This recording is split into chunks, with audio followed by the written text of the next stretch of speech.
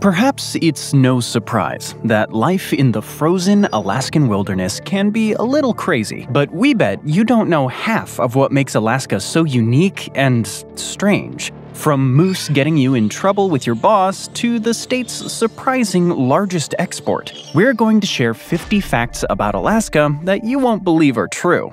Fact number 50.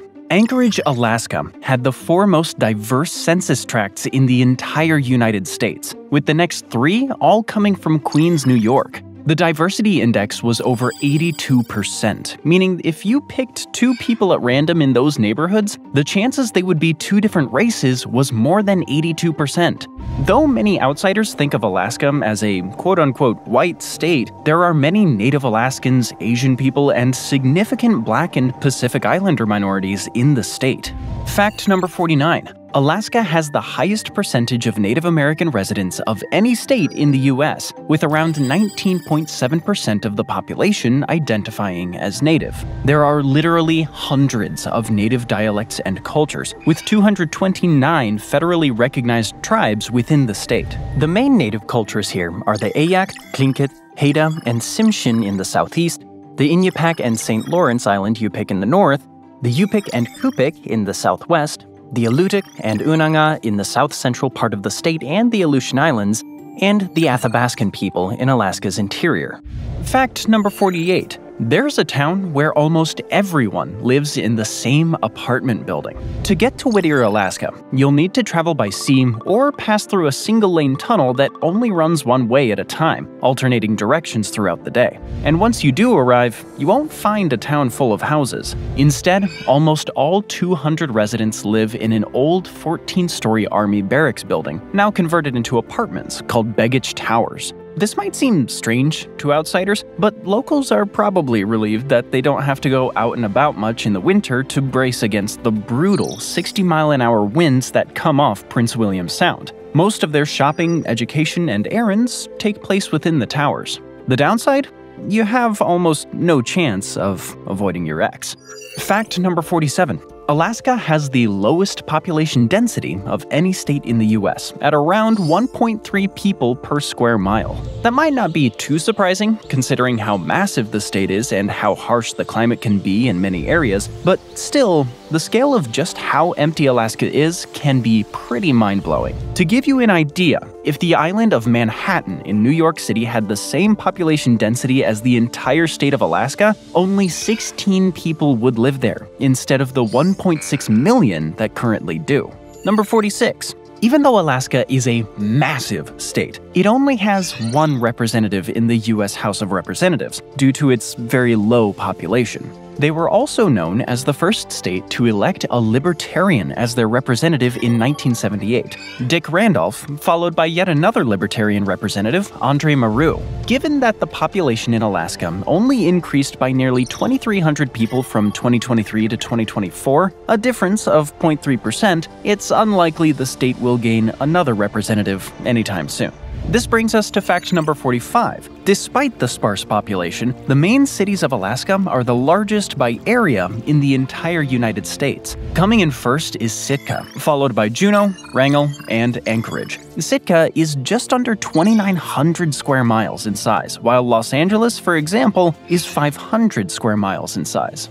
Part of the reason Alaskan cities are so large is because of the low population density. The city and borough of Sitka contains 9,000 people, so it seemed silly to split up into a county and a city. Therefore, Alaskan cities tend to take on responsibility for a lot of land and occasional housing within a wide radius of the city center.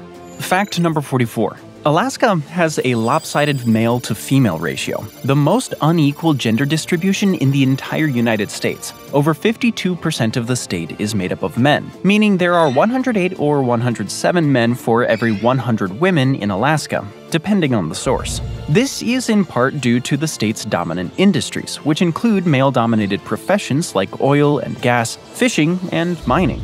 The large male population has led to the famous Alaskan phrase for women looking for a man. The odds are good, but the goods are odd, referring to the sometimes eccentric personalities a place like Alaska can attract and cultivate. Fact number 43, the ratio of bears to people is even wilder, though thankfully humans still outnumber them. There are 21 people for each bear in Alaska, which doesn't give you the best odds when you're out and about in the wilderness. In fact, the state is also home to the largest bear in the world, the Kodiak bear, which measures up to 11 feet, 3.5 meters tall when standing up and weighs 1,500 pounds, just under 700 kilos. Fact number 42. 82% of Alaskan communities do not have highway access, meaning you can only get there by plane or boat. Not only does this make commuting hard, but it also makes access to supplies variable as well. That's why many remote Alaskan communities rely heavily on shelf-stable food, items that won't spoil quickly. In places where supplies come in by small planes or boats, just a few days of bad weather can delay deliveries, which can mean serious trouble for everyone. It's also the reason for another strange Alaskan fact. Number 41. More than 1% of people in the state have some kind of flying certification, meaning 1 in 78 people have a pilot's license. That is 6 times the number for the rest of the United States.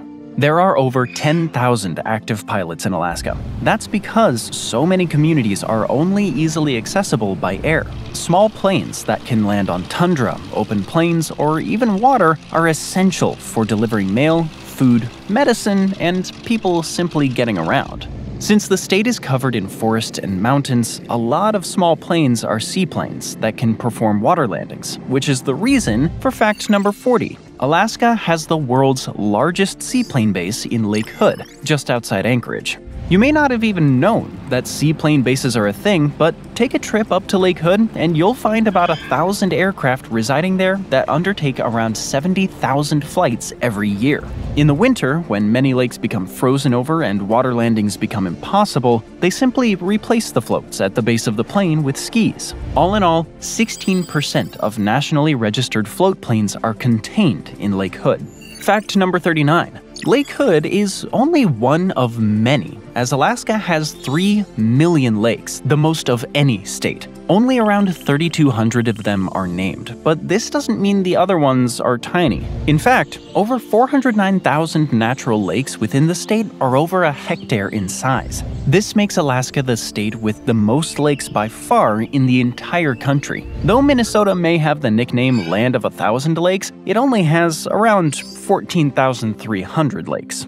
Fact number 38. Alaska has the biggest coastline of any state in the nation, over 6,600 miles long. In fact, the entire contiguous United States coastline measures just under 12,400 miles, with Alaska being over half of that. The shoreline of the state, a much more precise measurement counting inlets, beaches, and islands, totals over 33,900 miles, or 47,300 if you're counting the tidal shoreline. This is partly due to the fact that the state is one massive peninsula, and partly due to Alaska's 2,670 islands, which stretch 1,200 miles into the northern Pacific Ocean.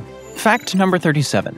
Utqiagvik, formerly known as Barrow, Alaska, is the northernmost city in the United States at 71.17 degrees north latitude. Since it is high above the Arctic Circle, it experiences more than 2 months straight of polar night, 67 days in total. On the plus side, the city also receives 80 days of sunlight. That might sound fun, until you're trying to go to sleep for the 7th night in a row, and not even blackout curtains can keep the rays from entering your room at 2 in the morning. Fact number 36. 1/3 of the land in Alaska lies north of the Arctic Circle, which lies at about 66 degrees 33 minutes north. Towns above this latitude experience extended periods of polar night in the winter, in addition to sub-freezing temperatures. Though there are many small communities scattered around here, including Utqiagvik, Prudhoe Bay, which is the home of another upcoming strange fact, Nome and Kotzebue, no Alaskan town above the Arctic Circle surpasses a population of 5,000 people. Fact number 35. Approximately 3 to 5% of the state is covered by glaciers, as there are 100,000 total throughout the entire state. In fact, there are more active glaciers and ice fields in Alaska than in the rest of the inhabited world. The total landmass of the glaciers is around 23,000 square miles, or approximately the area of the state of West Virginia. Fact 34. The only U.S. land ever occupied by a foreign power after the War of 1812 is in Alaska. In World War II, Japanese forces invaded the Aleutian Islands, landing on the island of Attu on June 7, 1942.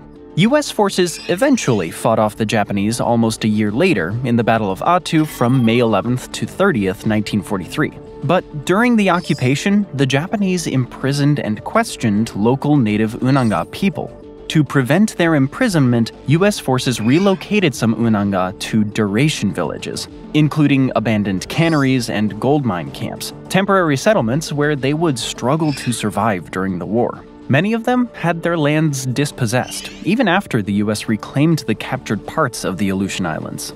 Fact number 33.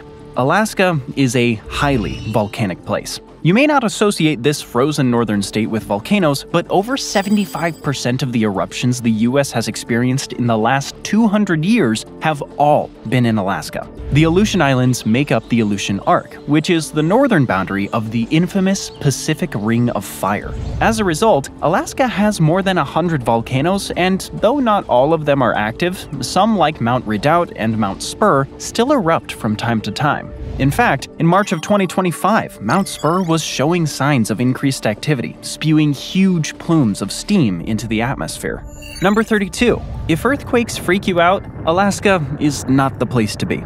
After all, volcanoes aren't the only thing associated with the Ring of Fire. Though you might associate shaking Earth with California, Alaska actually has much more seismic activity, experiencing more than 5,000 earthquakes a year. The strongest earthquake ever recorded in North America, the Good Friday earthquake, took place here in 1964, coming in at 9.2 on the Richter scale. With an epicenter in Prince William Sound, it also caused a massive tsunami. There were 139 total fatalities, most of them from the ensuing tsunami, a relatively low number for the earthquake's severity because of the low population and building density, and $400 million in property damage. That's a hefty $4.1 billion in 2025. Fact number 31. Alaska has the most public lands of any state, clocking in at around 70 million surface acres and 220 million subsurface acres, including 8 national parks: Glacier Bay, Denali, Gates of the Arctic, Katmai, Kenai Fjords, Kobuk Valley, Lake Clark, and Wrangell St. Elias. In addition, there are plenty of state parks, since the federal government owns about 61.3% of land in Alaska, with the state owning an additional 24.1%.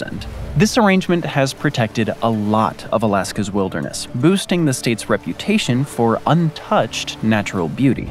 Number 30, perhaps not coincidentally, the state with the most public land also has the 2 largest forests in the U.S. The Tongass in southeast Alaska, comprising 17 million acres, and the Chugach bordering Prince William Sound, with 6.9 million acres. The Tongass is so large, it's actually bigger than each of 10 different U.S. states and 75 countries around the world. It's a temperate Pacific rainforest, not something most people expect to find up near the Arctic Circle, and it's the largest intact rainforest of its kind in the world. Fact number 29. There's a billboard ban in Alaska. In fact, Alaska is one of only 4 states, the others are Hawaii, Vermont, and Maine, to ban billboards altogether. The law has existed since before Alaska became a state, with the territory's legislature banning highway billboards in 1949. In 1998, citizens voted 72% in favor of a law that would permanently ban billboards from the roadsides. The law says, the people of the state of Alaska find that the presence of billboards visible from Alaska's highways endanger Alaska's uniqueness and its scenic beauty. Fact number 28. Alaska is one of only 5 states that doesn't have a statewide sales tax. In fact, it doesn't even levy an individual income tax. However, some cities still impose their own sales taxes, making the average sales tax rate 1.82% across the state. Still a pretty good deal. The state also has no estate or inheritance tax, Perhaps the lack of taxation also has to do with Alaska being quite libertarian, as we look at fact number 27. Only 37% of Alaskan voters are registered Democrats or Republicans, according to 2022 surveys. This stands in stark contrast to the rest of the US, where 48% of voters are registered Republicans and 49% are registered Democrats, totaling 97% of all voters registered with either party. Though the state tends to go red in federal elections, local politicians like Ashley Carrick say it's more of a libertarian state overall. It just happens to have more Republican libertarians than Democratic libertarians. That being said, Alaska has voted for the Republican candidate for president in every election since 1960, with the exception of re-electing President Lyndon B. Johnson in 1964. However, with fact 26, Alaska is also a state full of contradictions. Though it has libertarian leanings, it's also the most federally dependent state in the Union. In 2021 alone, Alaska received the most federal funding per person at around $8,600 per capita. Part of that money is going to native lands and communities, but also a lot of money going to support infrastructure, health, and education in a place with hard-to-access communities and a very small population. Since Alaska has very low taxes, it would be almost impossible for the state to build such infrastructure with its own tax revenue. Number 25. The people of Alaska do get at least one perk from the state, though. The state government issues every resident a permanent fund dividend, a PFD, a percentage of the state's oil revenue every year. Though it fluctuates from year to year, depending on oil prices and sales, it's still a sizable amount. In 2025, it's set to be almost $1,700 per person. The PFD is such a big part of Alaskan life and budgeting that if you're traveling through the state right after the dividend has been given, you can see stores holding PFD sales. Fact number 24. The biggest produce in the country grows in Alaska. You might find that hard to believe, given that it's difficult to imagine any fresh produce growing in an icy tundra, but the long summer days in Alaska enable crops to grow to enormous sizes, as the plant's photosynthesis gets overpowered. This leads to produce like 130-pound cabbages and 900-pound pumpkins winning the Alaska State Fair. Fact number 23. The biggest export in Alaska isn't oil, gold, or even seafood. What is it? Zinc. The Red Dog Mine in northwest Alaska is the largest zinc mine in the world, producing 5% of the world's entire supply every year. In 2024, approximately 1.22 billion pounds of zinc were mined from this pit.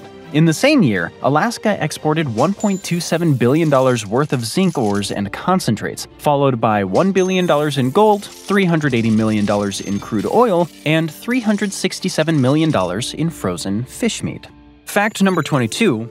Alaska doesn't have a single snake. In fact, Alaska has almost no reptiles whatsoever, with the occasional exception of sea turtles, as you won't find lizards or freshwater turtles either. Since reptiles are cold-blooded animals, meaning they can't generate their own body heat and instead take on the temperature around them, most can't survive the never-ending harsh winters of Alaska, when the environmental temperature is best described as Pluto-like. Number 21. You might think one of the benefits of living in the middle of nowhere is cheap housing. And when it comes to Alaska, you couldn't be more wrong. The cost of living is insane, especially when it comes to food and rent. According to 2021 data, Alaska has the 6th highest cost of living of any state in the US, with residents spending an average of $54,300 per year on expenses. Most food has to be imported, and transportation over big, inhospitable distances is expensive. Housing is also in limited supply in populated areas, and as for remote outposts, it turns out it's really costly to haul supplies from the middle of nowhere and build there. Unsurprisingly, average heating bills are $230 to $270 per month, 33% over the national average, and way higher than that during the winter months. Not to mention, fact 20. Alaska is a big oil producer, but gas is crazy expensive, and you're going to need a lot of it. The state doesn't exactly have a reliable public transportation system, and distances between not only different towns, but even houses and stores within the same town can be huge. Not to mention that walking around in sub-zero temperatures and gale force winds isn't really recommended. Part of the problem is that gas sold in Alaska is still tied to world prices, as Alaska is a relatively tiny market, so prices don't adjust that much for domestic consumption. The other problem is that almost all gas used in Alaska is refined by Marathon Petroleum, which then ends up having a monopoly on pricing. Fact number 19. Quite a few people in Alaska have a weird work schedule known as the North Slope life. The Prudhoe Bay oil field is a huge employer in Alaska and located high above the Arctic Circle at over 70 degrees latitude. Employees alternate 2 weeks on and 2 weeks off at this remote drilling site, a hitch schedule nicknamed the North Slope life. They work 12-hour shifts every single day of the week in freezing temperatures while on site, living in buildings known as camps with fellow workers, and then spend 2 weeks relaxing at home, a hard-earned rest. Fact 18. The state flag of Alaska was designed by a 13-year-old named Benny Benson. In 1926, Alaska's territorial governor George Parks, who wanted Alaska admitted to the Union as a state, held a contest in the Alaskan school system for a state flag design. 7th grader Benny Benson submitted 2 constellations on a dark blue background, explaining the blue field is for the Alaska sky and the forget-me-not, an Alaska flower. The North Star is for the future of the state of Alaska, the most northerly in the Union. The Dipper is for the Great Bear, symbolizing strength. The flag is still in use today. Fact number 17. A lot of companies don't ship to Alaska at all. The small market in Alaska, plus the difficult logistics of getting products to inaccessible communities far away from the rest of the US, means many companies refuse to ship to the state altogether. You also won't find popular US chains like HomeGoods, Trader Joe's, Nordstrom, Pier 1, DSW, or others in Alaska at all. So it's not like you can buy those products in person either. Shipping has become such a problem that a company called Shop and Deliver was created in Anchorage. They'll ship any item to their Seattle warehouse and then get it up to Alaska for local residents, or even travel to the lower 48 to shop for items themselves. Fact number 16. It can get surprisingly hot in Alaska. The highest temperature ever recorded was 100 degrees Fahrenheit in Fort York on June 27, 1915. And that's hardly a crazy outlier. While Alaska does experience absolutely freezing winters, summer temperatures in places like Juneau and Anchorage can reach up to between 60 and 80 degrees Fahrenheit. Number 15. Seattle is the southernmost Alaskan city. At least, that's what many Alaskan locals say. Since Seattle is the closest big city of the lower 48, Alaskan markets sell a lot of Washington state products. In addition, a lot of Alaskans who need more complex medical treatment or bigger city hospitals fly down to Seattle for operations. Perhaps that's why people who leave Washington state are most likely to settle in Alaska of all states, and vice versa.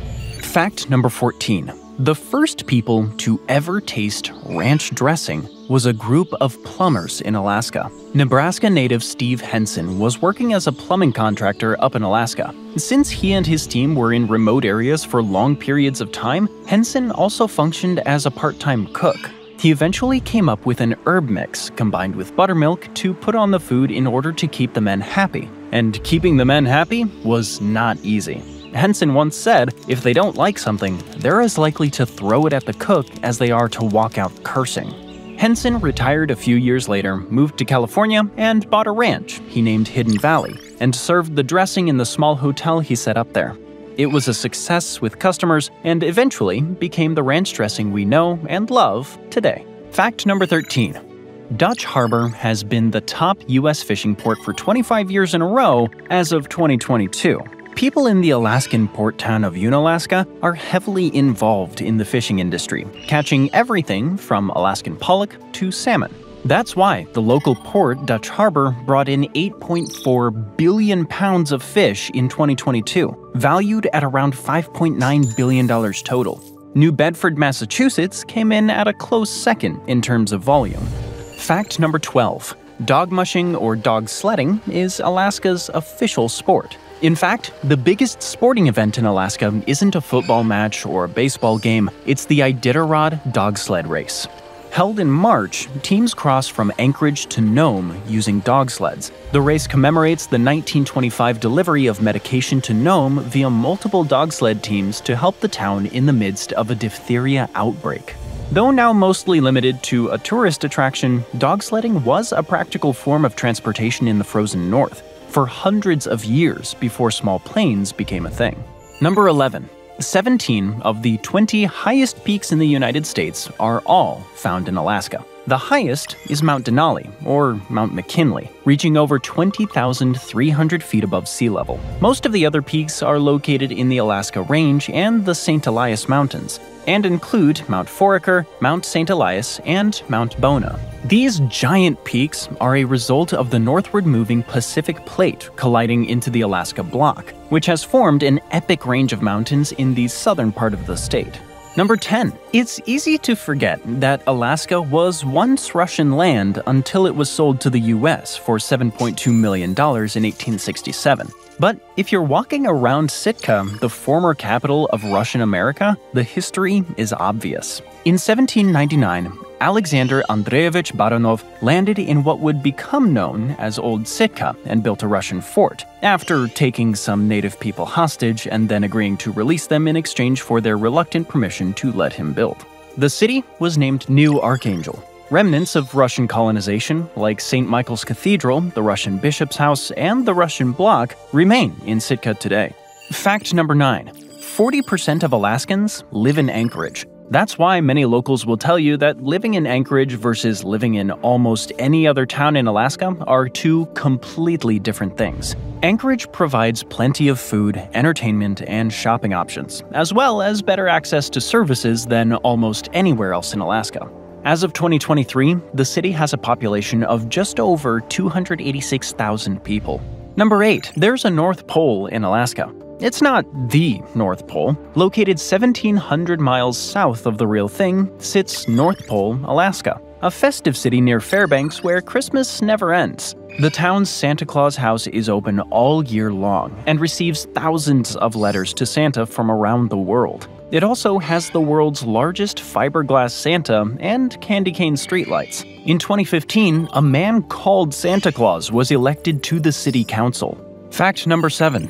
Alaska has the most missing people per capita of any state in the Union. Each year, there are 163.76 missing people for every 100,000 people in Alaska, with tens of thousands of disappearances over the decades. That's partly because it's very easy to get lost and die out in the Alaskan wilderness. And that's not the only horrifying crime stat in the state. Fact number 6, it's also the most popular state for serial killers, with 15 serial killings per 1 million population.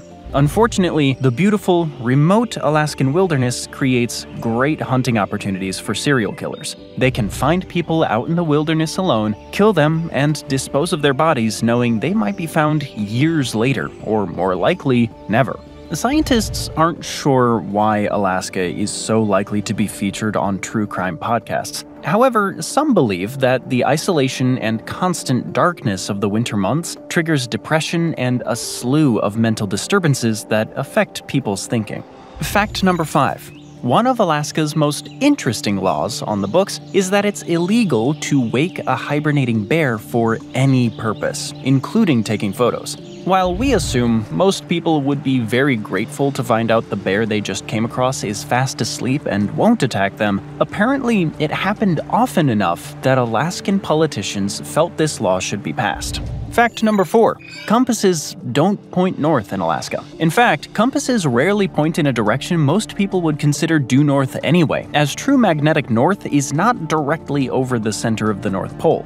The North Magnetic Pole is around 86.4 degrees north and 166.3 degrees west. The problem is, Alaska is so far north that compasses here are almost useless, unless you artificially adjust for the difference in direction.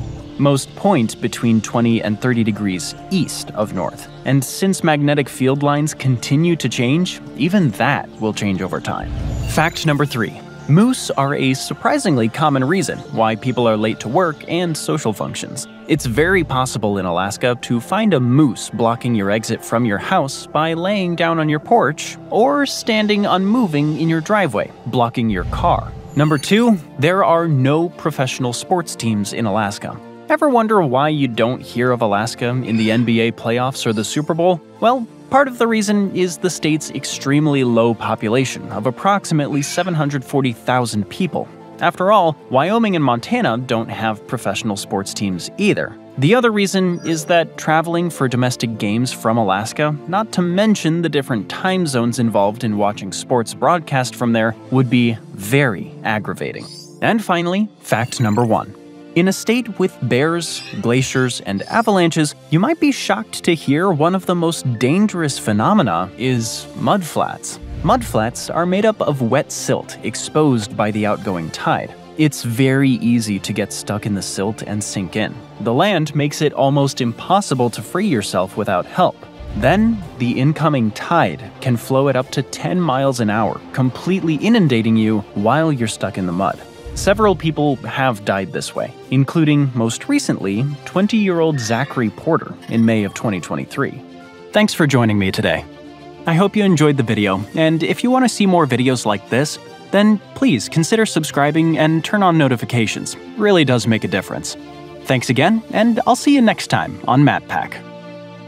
Canada. Most people know it as the home of hockey, lumberjacks, and, well, maple syrup. But beyond the cliches lies a country packed with bizarre geography, oddball laws, and unbelievable wildlife encounters. All that and more in today's episode of MatPack. And if you enjoy these weekly videos, hit subscribe and help me justify all the hours I spend staring at maps instead of doing normal people things. Starting with number 50. Despite the vast expanse of Canada, almost 90% of Canadians live within 100 miles, 161 kilometers of the US. Turns out, building housing and then living in the tundra is harder than you might expect. But it's not just freezing temperatures keeping residents out of northern Canada. The Canadian Shield makes living in this part of the world really hard. Even though it sounds like a gang of superheroes, the Canadian Shield is actually a large section of Precambrian rock that circles Hudson Bay. It covers most of eastern, northeastern, and east-central Canada. It was formed when retreating glacial cover during the last ice age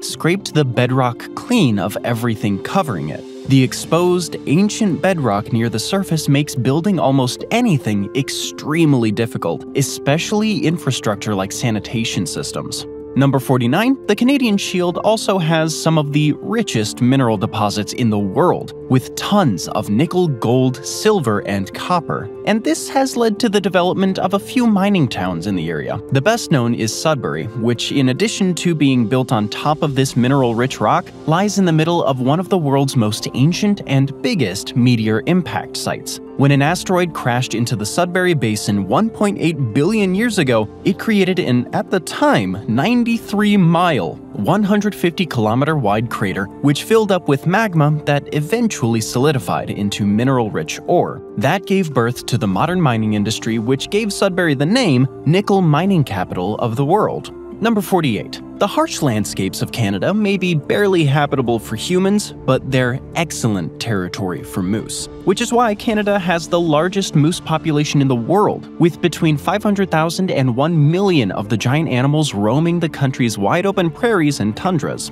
Since the global moose population is 1.5 million, that means Canada has most of the species within its borders. Number 47? That's great news for these majestic animals, and potentially bad news if you're driving around. It's probably really bad news if you're a moose wandering into the road. Just Newfoundland and Labrador alone experience 539 collisions between moose and cars annually. British Columbia has experienced 11,000 collisions between cars and wildlife, most of them being moose. And on November 8, 2024, Saskatchewan broke a record no one ever wanted to set, when 5 cars plowed into moose within a span of 30 minutes in different areas of the province. Way to go, Saskatchewan. Fact 46. If you thought moose are the only big, intimidating animals you'll find in Canada that could swiftly end your life, Think again. Head up to Manitoba and you'll find the town of Churchill, the polar bear capital of the world. Ignoring every instinct evolution has given them, visitors flock to the area every year to see polar bears up close. The area is home to 600 to 1,000 polar bears and experiences over 10 sightings a day during peak season,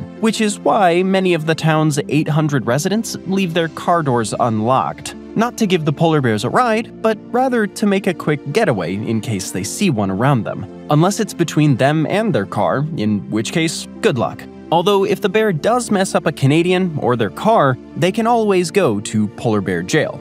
Number 45, yeah, that's a real thing. In 1983, a polar bear holding facility was built in Churchill, which can hold up to 28 bears at a time. But it's not intended for purposes of research or tracking, rather, it's meant to keep the polar bear and human population of the area safe and peaceful. In the first few weeks of November, before polar bears wander back out onto the ice to hunt, they're at their hungriest after having spent a lean summer around town. This can lead to them getting very close to human residences to find food. When authorities are alerted, at first they'll try tactics, mostly using noise to scare the bears away. And these usually work, but if they don't, the bears have to be taken to jail for either 30 days or until the ice sheet reforms, whichever comes first. Conservation Officer Chantal Cadger-McLean says, "We only go hands-on with bears when we know if we allow them to continue displaying the same behavior, they'll have a negative encounter. It's a bear's last step, as bears who have negative encounters with people have to be euthanized."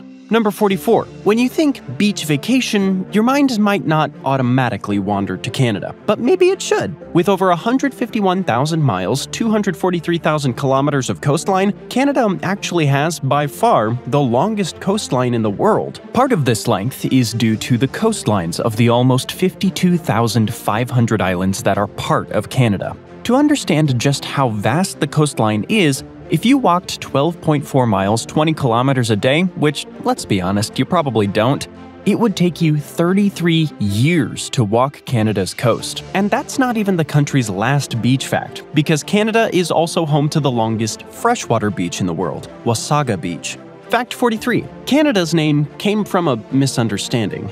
What language does it come from? It's an Iroquoian word that was originally spelled and pronounced Kanata. It translated to either village or settlement.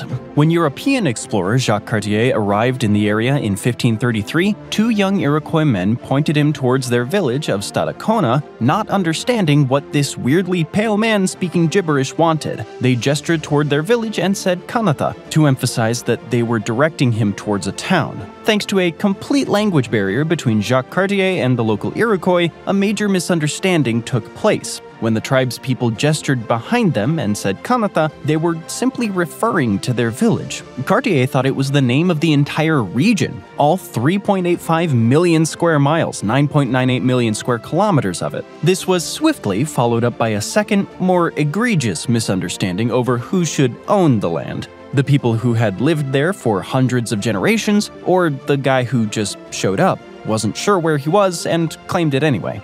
But that had a significantly more atrocious ending. Fact 42. Up until 2024, when it was surpassed by South Korea, Canada held the title of the most educated country in the world. 57.5% of Canadians between the age of 25 and 64 have completed some sort of university degree, compared to 50% of same-aged adults in their southern neighbor, the USA. And the latest stats in 2024 showed a 66.36% tertiary education attainment rate in Canada, population-wide. Canada is home to world-renowned universities like McGill and University of Toronto that contributed important discoveries like radon, the creation of the world's first artificial cell, plexiglass, and the development of the first internet search engine, Archie. Fact 41, speaking of Canadian inventions, did you know that basketball was invented in 1891 by James Naismith, who was Canadian? Of course, it wasn't nearly as advanced a sport back then as it is now. To be fair, he was in Springfield, Massachusetts when he came up with it, teaching at a local YMCA. Naismith simply got a soccer ball and two peach baskets together, and came up with a fun game to entertain his students. That game eventually became a sport that literally hundreds of celebrities in courtside seats and millions of fans at home today enjoy. Here we'll also briefly mention that the baseball glove was also invented in Canada in 1883 and then swiftly move on before we get attacked in the comments by sports fans.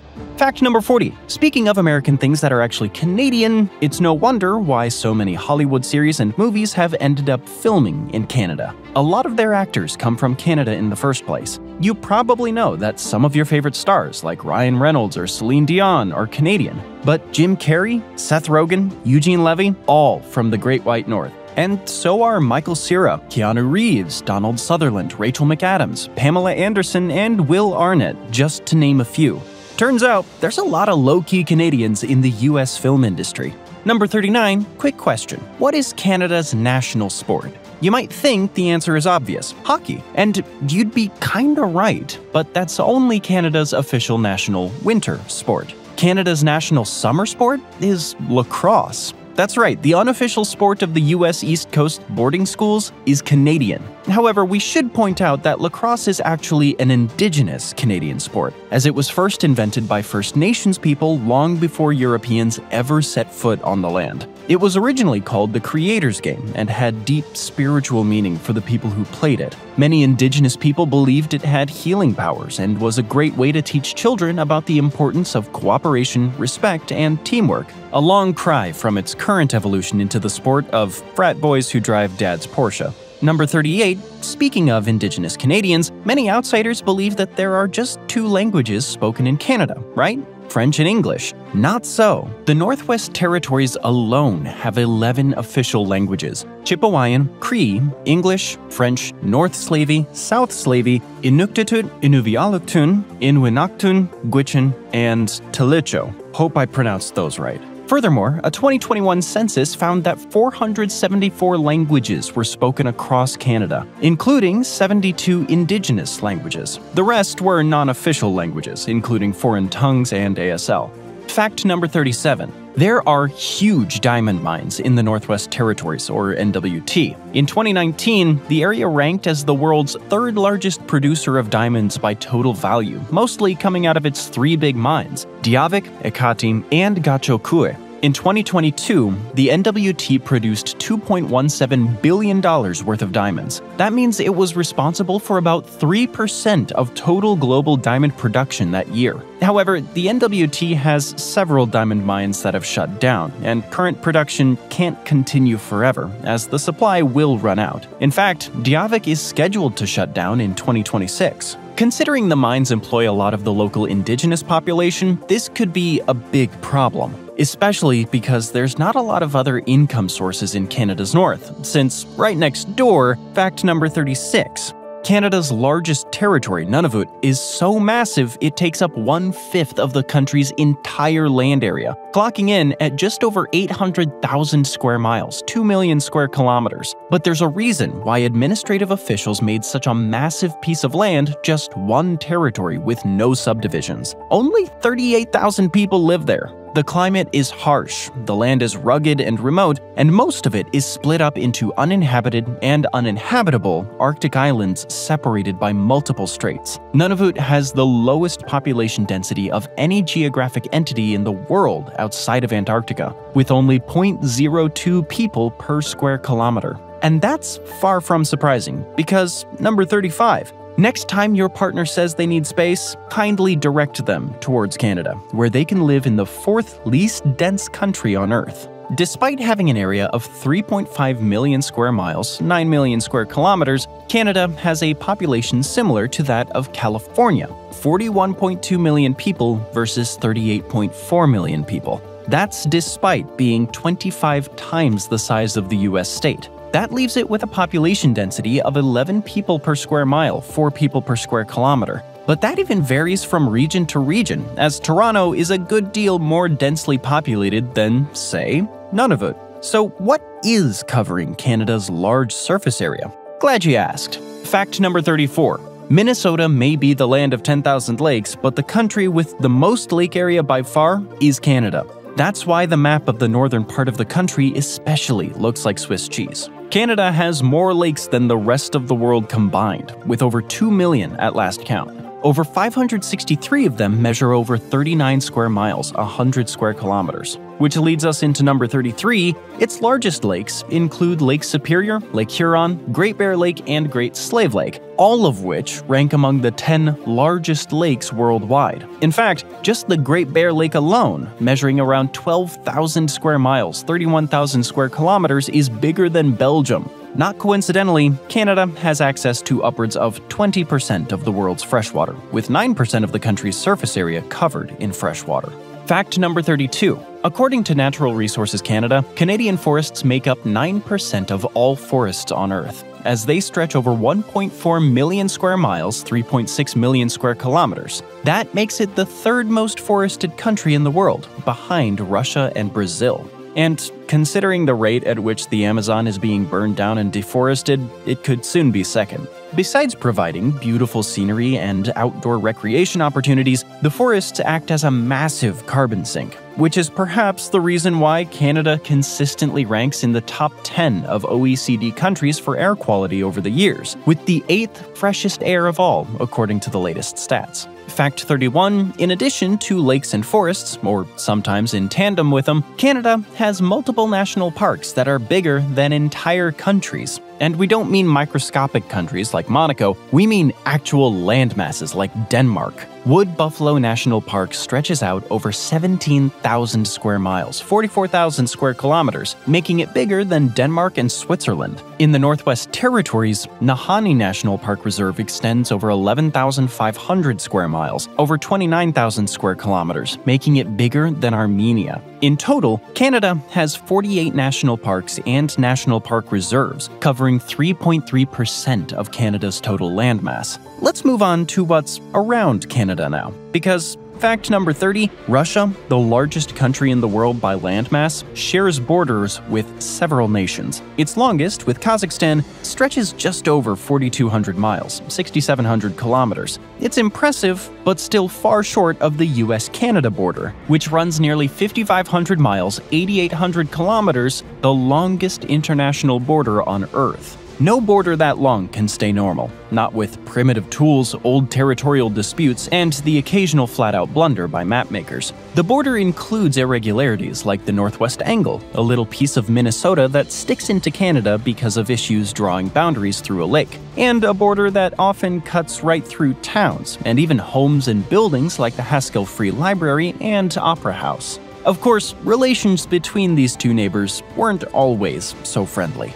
Fact number 29, the US has invaded Canada twice. The first time was in 1775, when the US wasn't even, well, the US. The invasion happened as part of the Revolutionary War. American Revolutionary soldiers wanted to prevent British forces from using Canada to attack the colonies, and if they could achieve that goal, perhaps annex Canada as a 14th colony as well. They believed French Canadians would join their cause, and boy, were they sorely disappointed. Not only did they face constant resistance from local Canadians and Indigenous people while they controlled Montreal, but they also lost the Battle of Quebec and had to retreat back to their original colonies. Then the US invaded Canada again in the War of 1812, since it declared war against Britain, and Canada was still a British colony. More on that later. The US resented Britain for supporting Indigenous resistance against American expansion and for restricting US trade with France, a country Britain was at war with at the time. Multiple attempts to invade and annex Canada were humiliatingly unsuccessful. Not only that, but they actually further cemented a sense of Canadian identity, separate to the other European residents of North America. Fact number 28, strangely enough, that wasn't the last attempt the US made to annex Canada. President William McKinley introduced the McKinley Tariff in 1890, which made average tariff rates 50%, and he declined to make an exception for Canada, which had an economy that was closely tied to that of the US at the time. McKinley and his administration hoped that the extra pressure of tariffs would make Canada, still a colony of Britain at the time, want to join the US instead, as the country's 45th state. Instead, Canadians got mad. Like, mad. They called the US tariffs an unprovoked act of aggression and started shifting their economy to more trade with Britain, even granting preferential status to British imports. Some US manufacturers who wanted to avoid the tariff issues also started moving their businesses to Canada. All in all, the tariffs had the exact opposite effect of what McKinley intended.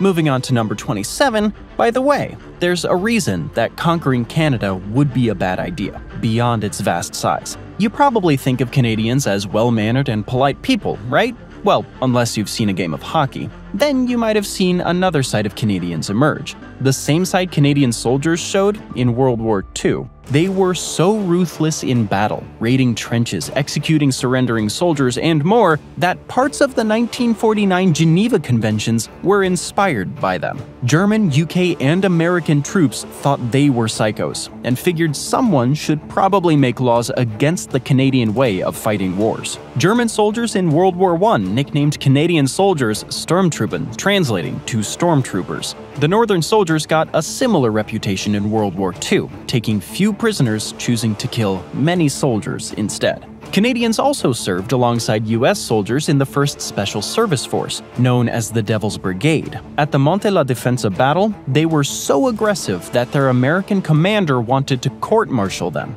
his own soldiers, during a world war. Instead, in 1949, Canada agreed to sign and ratify one of the Geneva Conventions, or as some Canadians jokingly call them, the Geneva Suggestions. Number 26, the laws do appear to have worked, though, because from 1973 to 2022, Canada had one of the most well-mannered feuds in the history of the world with Denmark. The two countries were battling it out over an Arctic plot of land named Hans Island, which sits right on the dividing line between Canada and Greenland. And by battling it out, we mean taking turns sending someone there to take the other country's flag down and plant their own, and leave each other gifts of alcohol from the other's homeland. So the Danes go up to the Arctic, take a flag, plant their own, and bring some Canadian rye whiskey home with them. Meanwhile, the Canadians do the same, with the only difference being they get some Danish schnapps for the return journey. The world's friendliest dispute finally ended on June 10th, 2022, when both sides realized they were pretty trashed and wanted to stop visiting a frozen, uninhabited speck in an Arctic strait.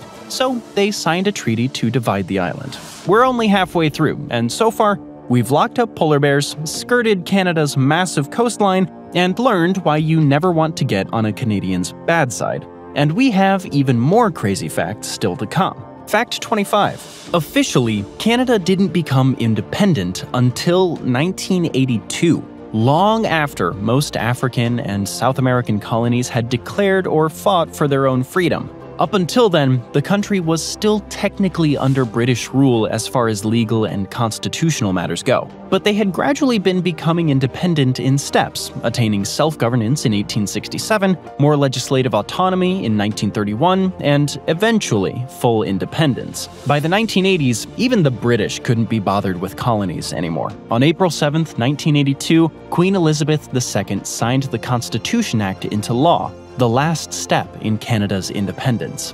She had, by the way, been alive longer than Canada had been fully independent. Speaking of independence, number 24. Quebec liberation groups have been pretty extreme in the past. The Front de Libération de Québec, FLQ, detonated over 200 bombs between 1963 and 1970. Seeing that their constant explosions weren't moving the needle on Quebecois independence, they rapidly escalated, resulting in the October Crisis. In October of 1970, members of the FLQ kidnapped Labour Minister Pierre Laporte and British diplomat James Cross. Canadian Prime Minister Pierre Trudeau, Justin's dad, invoked the War Measures Act, an unprecedented step during peacetime with the support of Quebec's Premier, Robert Bourassa. Police arrested 497 people and eventually negotiated for Cross release. Unfortunately, the FLQ murdered Laporte. Though such violent actions are in the past, one 2024 study found that 23% of people in Quebec still identify as sovereigntists. Another poll by Le Devoir found that 38% of voters would vote for Quebecois sovereignty. So Canada still has its own little separatist movement to deal with. But the country's been involved in much bloodier conflicts, like the Beaver Wars. These wars took place over the course of 92 years in the 17th century. Though their name might sound amusing, they were actually some of the bloodiest conflicts fought on North American soil. In the Great Lakes area, colonial powers like the French, Dutch, and English would trade their arms and other products for primarily one thing: fur pelts, and particularly beaver pelts. As hunting grounds were depleted, the Iroquois Confederacy clashed with Algonquian-speaking tribes, pushing north from upstate New York into Canada. Their goal was to control more trade routes in the fur trade. Colonial powers soon got involved, turning it into a much larger conflict. By August 4th, 1701, thousands of people were dead. Huge tribal confederacies destroyed or displaced, and beavers hunted almost to extinction. So 1,300 representatives from 39 indigenous nations and the governor of New France finally sat down to put this war behind them once and for all by signing the Treaty of Montreal. The peace lasted a whole 53 years, until the French and Indian Wars started up large-scale battles between Europeans and indigenous peoples once again. Fact number 22. On a lighter note, and speaking of beavers, Canada has a beaver dam so large that you can see it from space. The beaver population slowly started to rebound after the bloody wars fought over them and are found throughout Canada today. In Alberta, in Wood Buffalo National Park, they've built a dam that measures almost 2,800 feet, 853 meters in length. It was actually first seen on satellite imagery, as it's in a section of the park that's so remote you would have to hike through wetlands for several days to get a glimpse of it. The front end of the dam is equivalent to 7 football fields in length, and the entire thing holds about 92,000 dump trucks of runoff water from the Birch Mountains. Number 21, in fact, Canada has a lot of cool geographical features that have been discovered via Google Earth because they're so inaccessible, including the world's largest island in a lake on an island in a lake on an island. Measuring about 4 acres, 1.6 hectares in size, the island is 75 miles, 120 kilometers inland on Victoria Island in Nunavut, which itself is the 8th largest island in the world. It was discovered on August 21, 2014, via imagery from Landsat 8. To scientists' knowledge, no one has ever actually been on it, so you can go check it out for yourself and be the first person to be on the world's largest sub-island.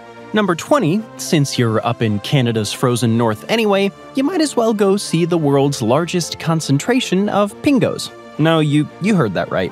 What's a pingo? An ice-cored conical hill that grows in permafrost, the result of water freezing under the surface of the earth while being forced upwards. Up in the Mackenzie Delta region of the Northwest Territories, you'll find over 1,300 pingos. Just drive 86 miles, 138 kilometers from Inuvik up the Inuvik-Tuktoyaktuk Highway, park your car, then take a boat to the pingos, which are surrounded by water. Or look at these pictures instead. Number 19. Speaking of geological oddities, Canada is home to the oldest rocks on Earth. So old, in fact, that they are 250 million years older than the next oldest rocks. In northern Quebec, on the eastern shore of Hudson Bay, geologists digging around the area discovered exposed bedrock that was dated as 3.8 to 4.28 billion years old, known as the Nouveau-Agetuk Greenstone Belt. Some scientists argue that Acosta gneiss, also found in Canada in the Northwest Territories, is the oldest rock on Earth instead, even though it's been dated to only 4.03 billion years old. They argued the dating methodology was incorrect for the Greenstone Belt. Either way, Canada has the world's oldest rocks. Fact 18, if you're looking for the oldest still existing almost anything urban in North America, chances are you're gonna find it in the French-Canadian provinces as well. Quebec City is the continent's only walled city north of Mexico, and within it sits the oldest commercial street on the continent, as indigenous ones were mostly wiped out long ago. It's called Rue de Petit Champlain, and it has been a commercial hub of the town since the 17th century. It had actually started to decline in the 1900s, falling into disrepair and poverty until Jacques de Blois and Jerry Paris decided to buy some of the buildings and revitalize it in 1976. By 1985, when they were ready to retire, both they and the local shopkeepers and artisans who had moved in wanted to protect the renewed energy and character of the neighborhood. So the local business owners banded together to buy out the area and signed a charter on November 25, 1985, that created the Cooperative of Craftsmen and Merchants of the Petit Champlain district, or this in the original French. It has protected this historic neighborhood and kept it in the hands of local creatives and small businessmen for decades after. Number 17, however, if you want to go visit remnants of the oldest ever European settlement in Canada, you will have to go to L'Anse aux Meadows, which dates from around 1021 AD. In this UNESCO World Heritage Site, you'll find an old Viking encampment, first discovered when archaeologists spotted the lower courses of 8 Norse buildings from around the 11th century AD. In addition to being similar to the type of buildings found in Iceland and Greenland from the same era, artifacts like a bronze ring-headed pin, bone-knitting needles, and a stone oil lamp also confirmed the settlement was Norse. Archaeologists reached the conclusion that life in this part of the world was hard for the Vikings. They were working with limited resources, had ongoing conflicts with local indigenous tribes, and found maintaining contact with Greenland difficult. This eventually led them to, quite literally, go back to where they came from. Fact 16. Although many outsiders see the US and Canada as more or less the same, things definitely work differently between the two countries. Language, healthcare, and gravity. Yeah, turns out that Canada has a bit of a gravity shortage in the Hudson Bay Area, which, for whatever reason, has 0.005% less gravity than it should.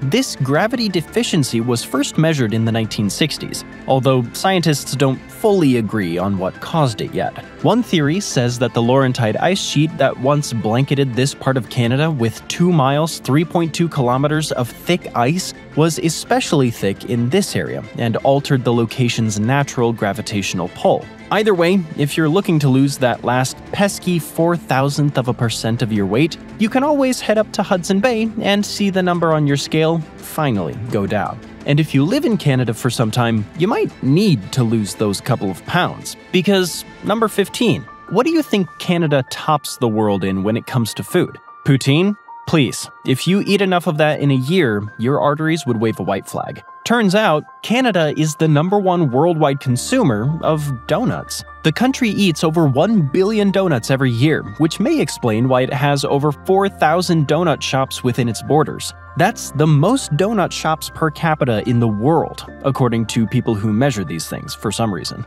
Fact 14, now on to the arguably most well-known of Canadian food products, maple syrup. Canada is so obsessed with maples and maple syrup that their flag literally has a maple leaf on it.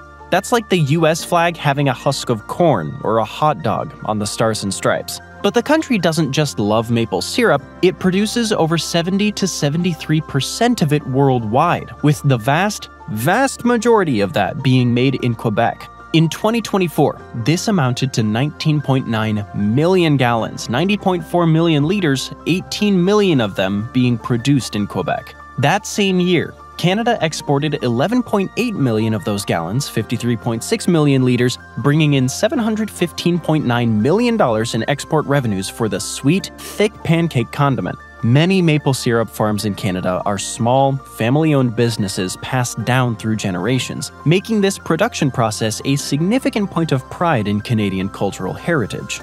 Number 13, maple syrup is so valuable in Canada that it was involved in one of the country's most impressive crimes, the Great Maple Syrup Heist. Although it sounds like something Scooby-Doo might investigate, the Great Maple Syrup Heist was actually a major criminal act in which thieves took $18 million worth of maple syrup. And since you can't exactly stuff maple syrup in a couple of duffel bags and run out, they had to steal it smartly. So over the course of several months in 2011 and 2012, they started siphoning syrup out of barrels in a storage facility in Quebec, gradually replacing it with water. Then, the maple syrup was sold on perhaps the most wholesome black market in Canada and the US. Altogether, 3,000 tons of maple syrup were taken. Several people were eventually tracked down and arrested, and the leader of this heist team was sentenced to 8 years in prison and a fine of $9.4 million. Fact number 12. Do you know what else Canada produces a lot of? Uranium. I bet you weren't expecting that. Canada is the second largest producer of uranium in the world after Kazakhstan, which contributes almost half the global supply. Canada contributes around 13% of global uranium production, mostly from the Athabasca Sea in Saskatchewan, which is filled to the brim with high-grade uranium deposits. And it's not the only cool thing found in Canadian mines. Number 11, did you know that Canada has the oldest known pool of water in the world? Well, scientists discovered just that fact in 2016 when they were rooting around near Kidd Mine in Ontario. 2 miles, 3.2 kilometers below the surface, scientists found a pool of water that's 2 billion years old. They dated it by analyzing dissolved gases like helium and neon, and the find had researchers giddy. It suggests ancient life could have existed in extreme environments like this, deep underground, billions of years ago. We're in the top 10 now, and if you thought the last ones were crazy, just you wait. Fact number 10. It's kind of amazing that life exists within the country at all, because Canada is cold. Shocking, we know. But it's not just button up your jacket cold. Certain towns in Canada can freeze so badly, they reach feels very literally like Mars status. One of the coldest temperatures ever recorded in the world was in the Yukon village of Snag on February 3, 1947. The thermometer plummeted down to a shockingly below freezing temperature of -81.4 Fahrenheit, -63 Celsius. This is equivalent to the average temperature of the red planet, which shifts between -207 and 70 degrees Fahrenheit, -133 and 20 degrees Celsius. And people are cool with living in towns like that. Fact number 9. Longyearbyen, Svalbard in Norway is often thought of as the northernmost permanent settlement in the world, but only holds that title for settlements of over 1,000 people, also assuming civilian settlements. But the northernmost permanently inhabited place on Earth is Alert Nunavut, with a population of 55 people mostly located on its military base at the north end of Ellesmere Island. Some scientists live here too, studying everything from the Arctic environment to why anyone would choose to live over 500 miles 800 kilometers from the North Pole. In the warmest month, it barely hits 38.1 degrees Fahrenheit, 3.4 Celsius. Fact number 8, because Nunavut is apparently short on people, but chock full of things that would like to kill you, it is also home to the greatest vertical drop in the world, located on the epically named Mount Thor. If you ever find yourself climbing up this great mountain, you may want to keep an extra close eye on your footing. There's a cliff face of just over 4,100 feet, 1,250 meters on the mountain. It has an angle of 105 degrees, meaning it actually angles outward as it gets higher, giving you nothing to grab onto and absolutely no hope whatsoever if you fall off the top. Fact number 7, Canada has its own Dead Sea, except in true friendly Canadian fashion, it calls it by the much happier sounding name of Little Manitou Lake. Due to the lake's high salinity of 18%, 5 times saltier than the ocean, you can actually float on the lake. Located in Saskatchewan, the lake is fed by underground springs and measures 5.1 square miles, 13.3 square kilometers in size. It became so salty because it's a terminal lake, meaning it's constantly fed by springs, but water doesn't drain out of it. Instead, the lake's water evaporates, leaving high salt concentrations behind. Fact number 6. Canada has the largest freshwater island in the world, Manitoulin Island, which itself has 108 freshwater lakes on it, while being located in Lake Huron, kind of the inception of islands. The island is 100 miles, 161 kilometers long, and measures just under 1,100 square miles, about 2,800 square kilometers in size. It has rich biodiversity as well as centuries of indigenous history, as it was controlled by the Anishinaabe people, including the Odawa, part of a larger alliance known as the Three Fires Confederacy. They believed a spirit known as Manitou inhabited the island. Eventually, the land was ceded to the British Crown in 1836. Fact number 5. Many of the world's largest islands are found in Canada, with places like Victoria and Ellesmere Islands roughly approaching the size of England. Meanwhile, Baffin Island, the 5th largest island in the world, is just a little bit smaller than the entire country of Thailand. The other 2 still rank in the top 10 globally. Most of these large islands are found in the Arctic archipelago in northeastern Canada, the part of the country that looks like it's just breaking away towards the North Pole. Fact number 4. The Bay of Fundy, located between New Brunswick and Nova Scotia, has the highest tides on Earth, and it's caused by the bay's peculiar V-shape, which squeezes the tidal waters as they flow in twice a day from the northern open end of the bay. This causes the tide to rise by 52 feet, 16 meters, a level of water that would more than cover the famous Hollywood sign. 160 billion tons of seawater pour in and out of the bay every single day, according to Tourism New Brunswick. Number 3. The Windsor hum was one of the biggest Canadian mysteries of the 21st century. An unexplained and, frankly, really annoying, persistent hum that the entire city of Windsor could hear on and off since 2011. This low-frequency hum drove residents of the border city to the brink of insanity, and the solution came from, of all things, the pandemic. Lockdowns forced U.S. Steel to shut down operations on Zug Island, and just like that, the hum suddenly vanished. And everyone guessing that it was top-secret military operations or UFO sites felt a little disappointed all at once. Fact number 2. Alberta is obsessed with rats, or more accurately, with keeping them out. The province has been proudly rat-free since the 1950s, when the pests started sneaking in from Saskatchewan, and Alberta lost its mind making sure not a single one stayed. They started a rat control program, which included Rat Patrol and See Something, Say Something for rats. A similar program in New York City would result in 500 calls a minute, but in Alberta, it worked. Today, you can't even own a pet rat within the province. And finally, fact number 1. In the 1950s, the busiest airport in the world was in Gander, Newfoundland, which handled over 13,000 flights a year at the time. You might have expected a place like New York or London or Paris, but back then, passenger planes didn't have the range they do now. Newfoundland juts far into the Atlantic, making it the perfect launch point for early transatlantic flights. At the time, limited fuel capacity meant shorter hops were essential. From Gander to London is about 2,100 miles, 3,300 kilometers, far easier than leaving from Boston, which is nearly 3,300 miles, 5,300 kilometers away. Thanks for joining me today. I hope you enjoyed the video, and if you want to see more videos like this, then please consider subscribing and turn on notifications. It really does make a difference. Thanks again, and I'll see you next time on MapPack. Imagine a world where islands appear and disappear, where continents are distorted beyond recognition, and where entire cities are just conjured out of thin air. Today, we're going to take a look at 50 maps that lied to you, and you didn't even notice. Number 50. The Mercator Projection. If we want to talk about cartographic distortion, we have to start with the Mercator Projection.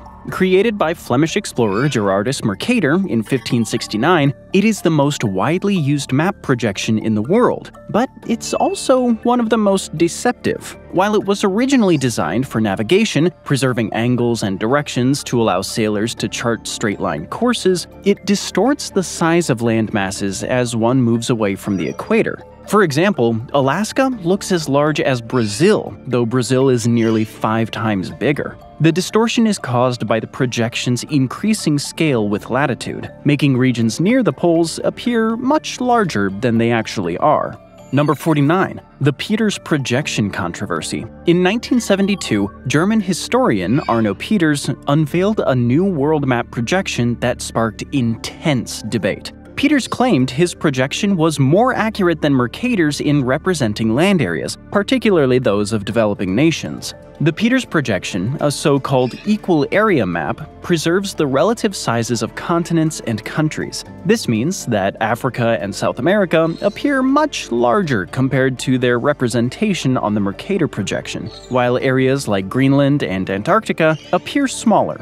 Peters argued that this representation was fairer and less Eurocentric, as it gave proper visual weight to regions often marginalized on traditional maps. However, while the Peters projection accurately represents land areas, it significantly distorts the shapes of continents and countries. This distortion is particularly noticeable near the poles and along the equator, where land masses appear stretched or compressed.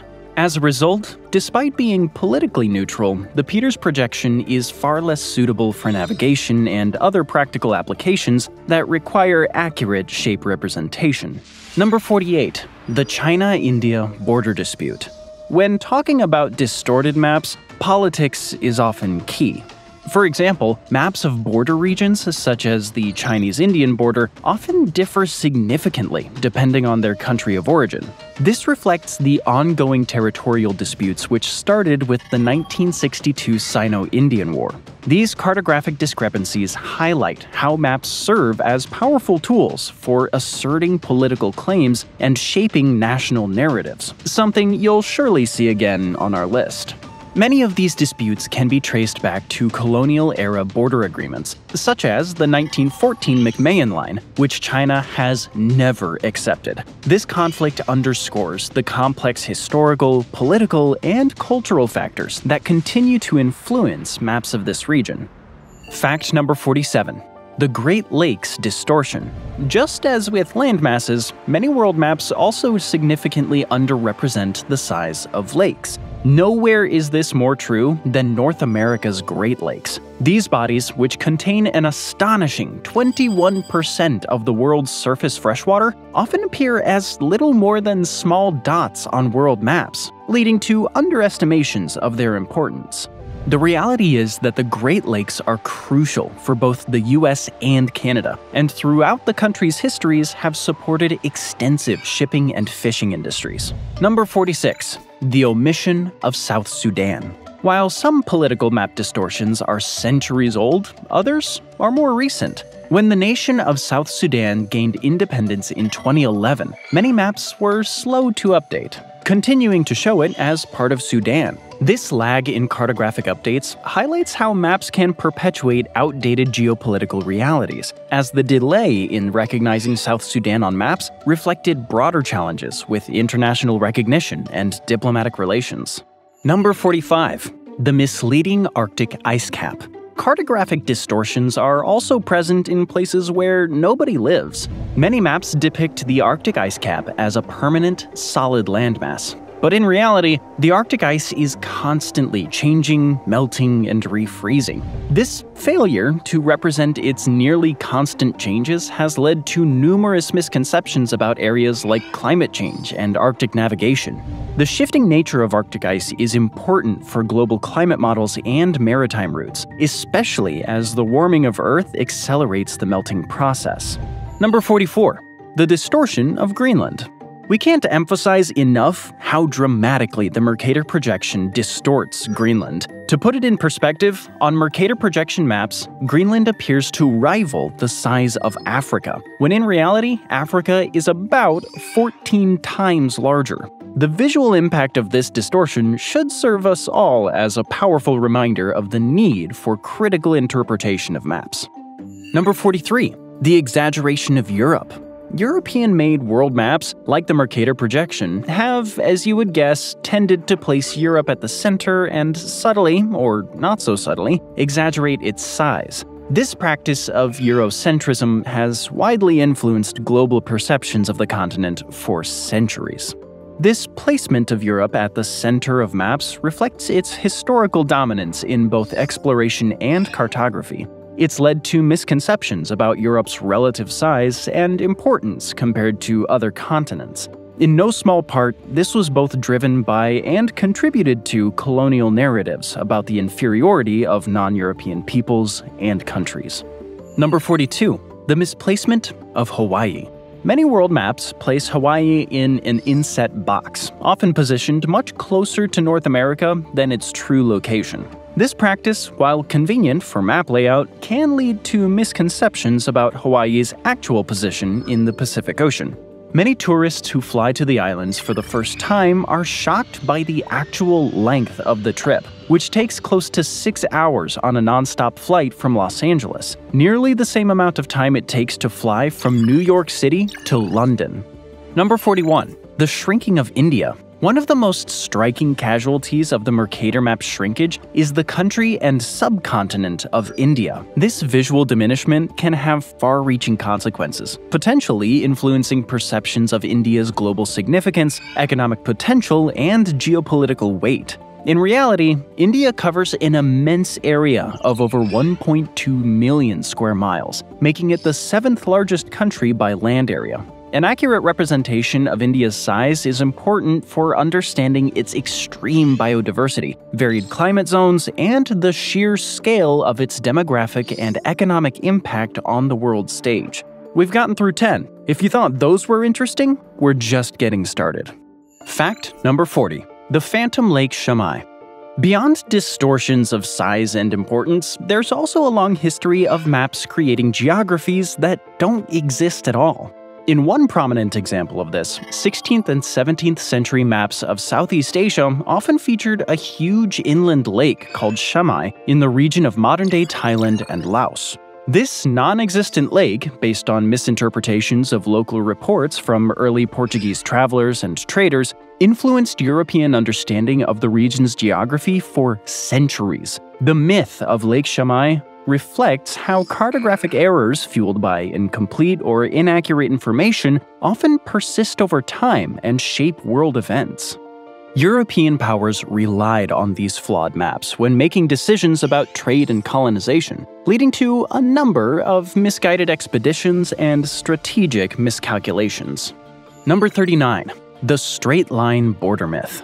Our next cartographic distortion has to do with borders, and the fact that many maps depict them as straight lines. In reality, these borders are often far more complex, following natural features or reflecting local agreements not captured in simplified map representations. The US-Canada border provides a striking example of this phenomenon.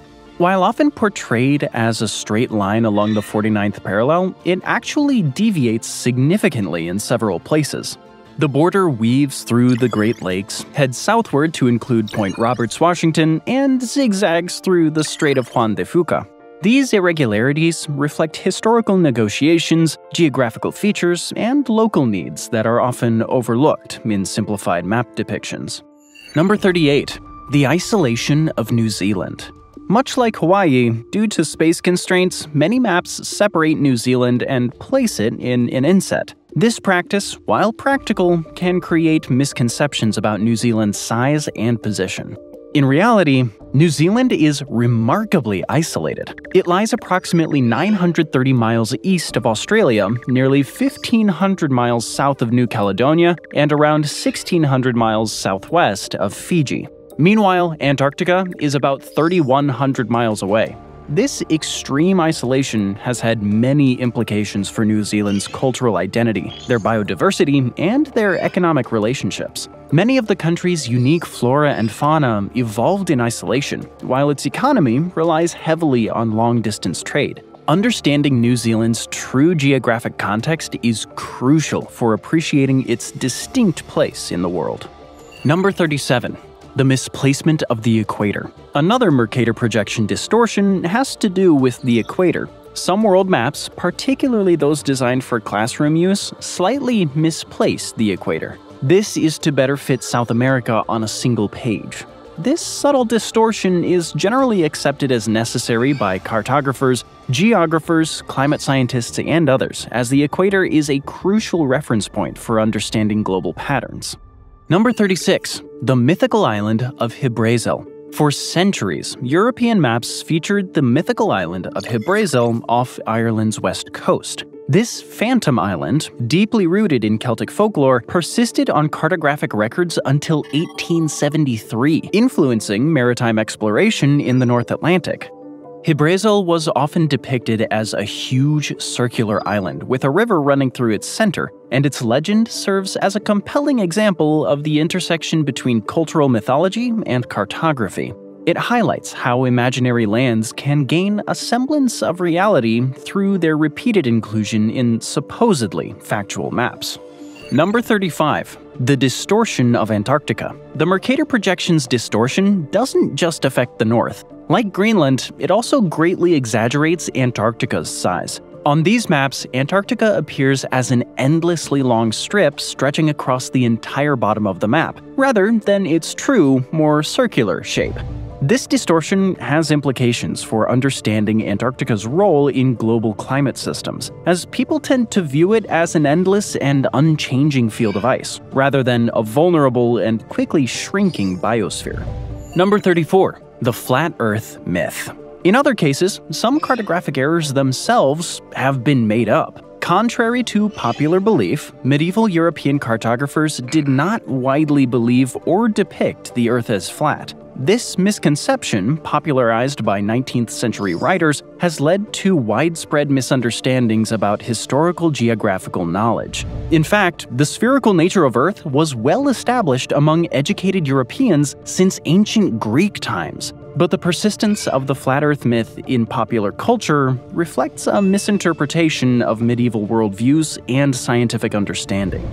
Number 33. The misplacement of the prime meridian. The prime meridian, which defines 0 degrees longitude, wasn't standardized until 1884, running through the Royal Observatory in Greenwich, London. The decision was largely based on the fact that by that time, 72% of the world's commerce already used charts which used Greenwich as the prime meridian. Before then, different countries used different prime meridians, leading to wide discrepancies between maps and vastly complicating international navigation. The standardization of the prime meridian was a crucial step in modernizing global cartography. Number 32. The Vinland Map Hoax. The Vinland Map, supposedly a 15th century map showing Norse exploration of North America, was officially revealed in 2021 to be a 20th century forgery. This elaborate hoax had fooled experts for decades and sparked numerous debates about pre-Columbian transatlantic contact. Now that it's been conclusively determined to be a fake, the Vinland Map controversy highlights the challenges of verifying historical cartographic artifacts. Fact number 31. The fake town of Argleton. Many other cartographic deceptions are also modern in origin. In 2009, it was discovered that Google Maps included a non-existent town called Argleton in Lancashire, England. This so-called trap street on a digital platform demonstrates how copyright protection techniques have evolved for the digital age. Mapmakers intentionally create these fictional entities to detect unauthorized copying of their work. Argleton's brief existence and subsequent removal show us that even advanced digital mapping systems are not immune to errors. Fact number 30. The distortion of Russia. Like Greenland and Alaska, the Mercator projection significantly exaggerates the size of Russia, making it appear much larger relative to other countries. While Russia is indeed the largest country by land area, this distortion has led to overestimations of its size. And there's also a historical context. For centuries, Russians have been keenly aware, even fearful, of potential land invasions due to their relatively flat and open geography, particularly from the west. The Mercator's exaggerated size has helped validate these historical anxieties, reinforcing a national narrative centered on defensibility and the need for a strong military. While the distortion misrepresents relative sizes, it also strongly aligns a sense of geopolitical vulnerability in Russian collective memory. Number 29. The mythical island of Thule. Perhaps unsurprisingly, our next distortion is another fake but fabled island. Ancient Greek and Roman maps often included the island of Thule, described as the northernmost point of the world. Its exact location varied widely on different maps, showcasing how mythical places can become cartographic realities. Much like Mount Olympus, the legend of Thule reflects the ancient Greeks' fascination with the unknown. Number 28. The misplacement of Japan. Early European maps of Asia often placed Japan much farther east than its actual location, sometimes even positioning it directly across from California. This error, based on bad interpretations of early explorer Marco Polo's accounts, influenced exploration and trade for centuries. Japan's correct placement on maps would later become crucial for Europeans establishing accurate trade routes. Number 27. The Strait of Malacca elongation. Another cartographic error by the first European explorers greatly exaggerated the length of the Strait of Malacca between Malaysia and Indonesia. This distortion, based on misunderstandings of local navigational practices, again persisted for centuries and influenced spice trade routes. Number 26. The distortion of Africa. If you thought the shrinking of India was severe, the distortion is even worse for the continent of Africa. In all Mercator projection maps, the African continent appears much, much smaller than it actually is, leading to widespread misconceptions about the continent's true size, which covers approximately 11.7 million square miles. For perspective, Africa is so large that you could fit the US, China, and India inside its borders with room to spare. So, we're halfway through our list of cartographic lies. If you thought the last 25 were cool, you're gonna love what's coming next. Number 25. The island of Atlantis. The most famous fake island on our list is undoubtedly Atlantis. This legendary island has appeared on numerous maps throughout history, despite no evidence of its existence ever surfacing. Its location has varied wildly, from the Atlantic Ocean to the Mediterranean Sea. Constantly referenced in both literature and modern popular culture, the myth of Atlantis remains one of the most prominent examples of how fake places can capture our imaginations. Number 24. El Dorado. El Dorado, the legendary city of gold, was included on numerous European maps from the 16th to 19th centuries, fueled by conquistadors' tales of a gilded king and a city of treasure. The legend proved irresistible, despite the lack of any verifiable evidence from exploration. Lake Parime, the supposed location of El Dorado in the Guyana highlands, became a common cartographic feature, reflecting not geographical accuracy, but rather European desires and the lure of untold riches. The mythical city fueled countless fruitless expeditions and shaped European perceptions of South America. Number 23. The Admiral Fonte Expedition. In the 18th century, several maps included the supposed discoveries of Admiral Bartolomeo de Fonte in the Pacific Northwest. But Admiral Fonte himself never existed. His fictional explorations, invented by a London publisher to drum up hype for expeditions, were accepted as fact and influenced cartography for years. Number 22. The Great Wall of China myth. Contrary to popular belief, the Great Wall of China is not visible from space with the naked eye. This myth, perpetuated by many maps and globes, was debunked by Chinese astronaut Yang Liwei in 2003, but it hasn't stopped people from repeating the tale to this day. Number 21. Sandy Island returns. Sandy Island, sometimes labeled in French as Île des Sables or Isla Arenosa in Spanish, is yet another phantom island. For over a century, it was supposedly located near the French territory of New Caledonia. The island was included on thousands of maps and nautical charts from as early as the late 19th century onwards. While it was removed from French maps in 1974, the island gained wide media and public attention for remaining on Google Maps in November of 2012, when an Australian research ship passed through the area and undiscovered it. The island was quickly removed from maps and datasets, including those of the National Geographic Society and Google Maps. Number 20. The Island of Bermeja. The ghost island of Bermeja was supposedly located in the Gulf of Mexico, and it appeared on maps for centuries. In 2009, a Mexican research vessel went searching in the hope that it was out there, but failed to find any trace of the island, concluding that it never existed. Its disappearance also had implications for international maritime boundaries and oil rights in the region. Number 19. The Kingdom of Prester John. Medieval and Renaissance maps frequently included the legendary Christian kingdom of Prester John, a powerful and virtuous ruler believed to be located somewhere in the east, either in Asia or Africa. This entirely fictional realm fueled European hopes of a strong Christian ally in their wars against Islam, influencing exploration and diplomacy for hundreds of years. Explorers were dispatched to locate this mythical kingdom, and diplomats sought to establish contact, wasting huge amounts of time and money. Number 18. The Strait of Anian.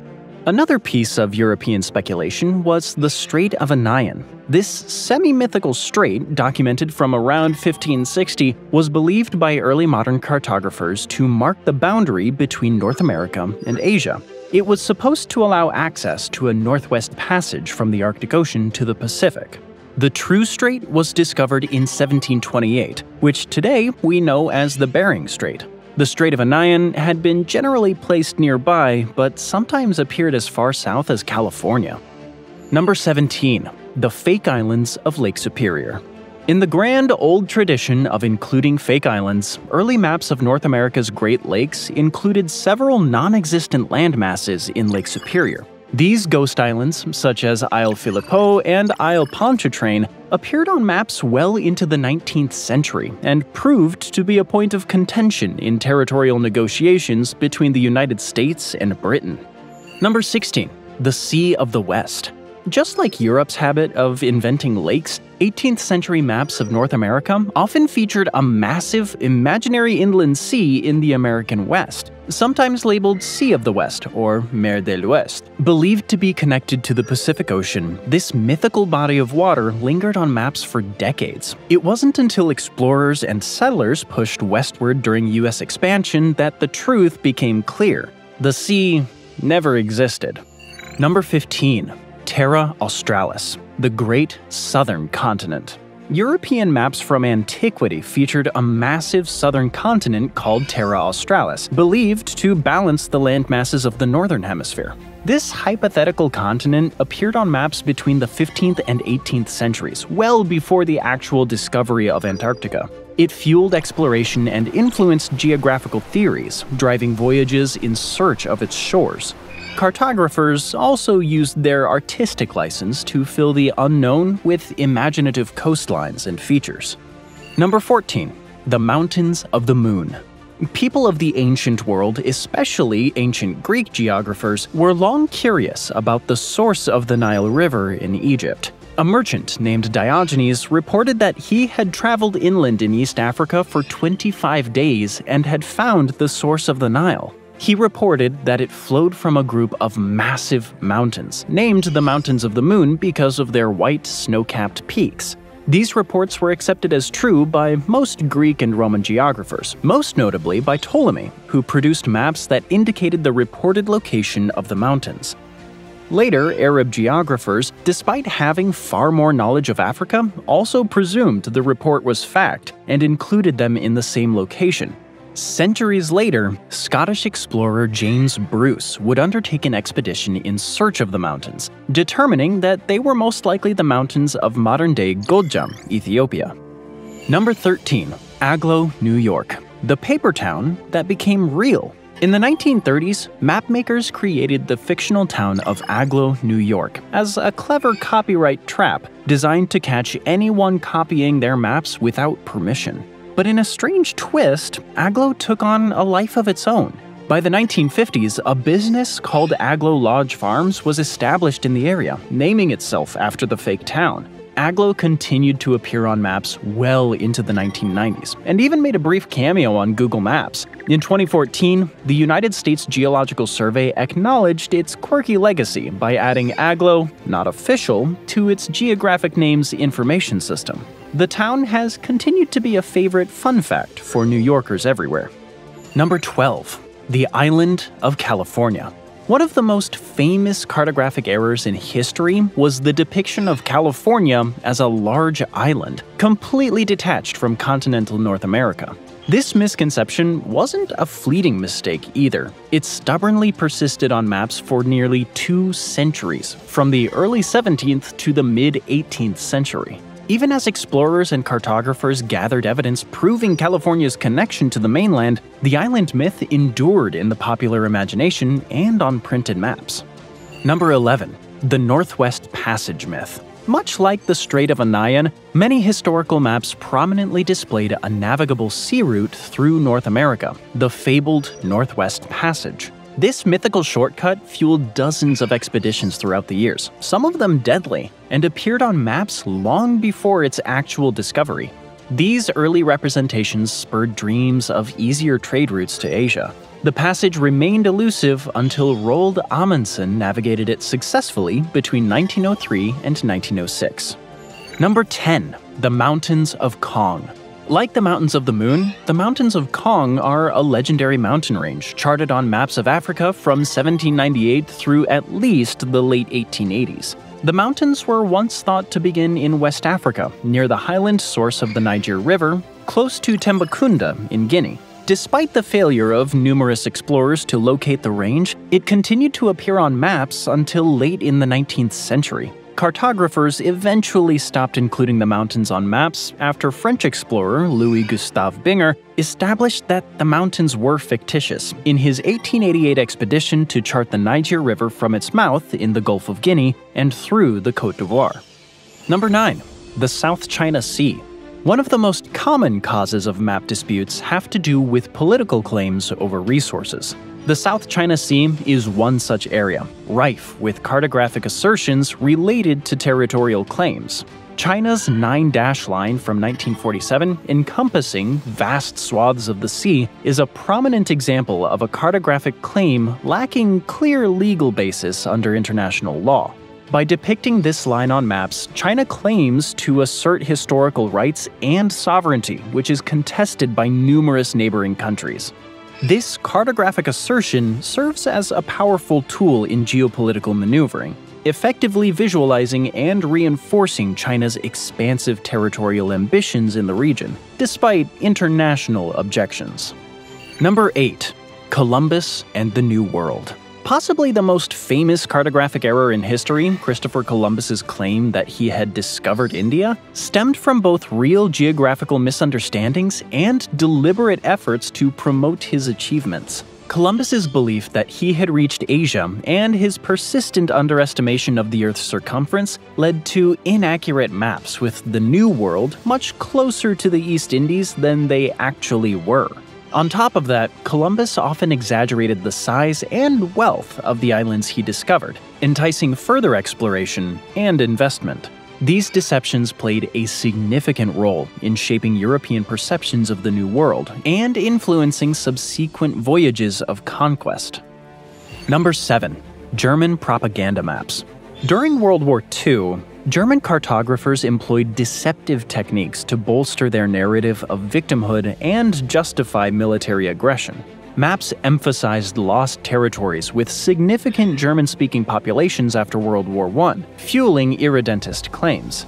Visualizations exaggerated the perceived threat from surrounding nations, depicting Germany as encircled and vulnerable. The concept of Lebensraum, or living space, was graphically illustrated on maps, providing a rationale for eastward expansion into Poland and the Soviet Union.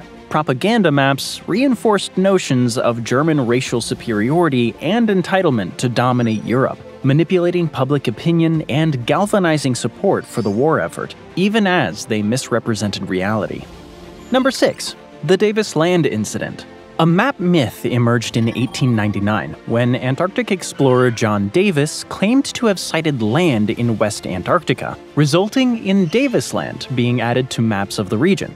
However, later expeditions would find no trace of it, and as with other examples from this list, despite the lack of any evidence, Davis Land remained on Antarctic maps well into the 20th century, driving dreams of Antarctic exploration for years. Number 5. The azimuthal equidistant projection and the missile gap. During the Cold War, the azimuthal equidistant projection, centered on Moscow, was sometimes used to amplify the perceived threat of the Soviet Union. By placing the USSR at the center and stretching out surrounding continents, this politically skewed map projection exaggerated the range of Soviet missiles, making North America appear more vulnerable than it truly was.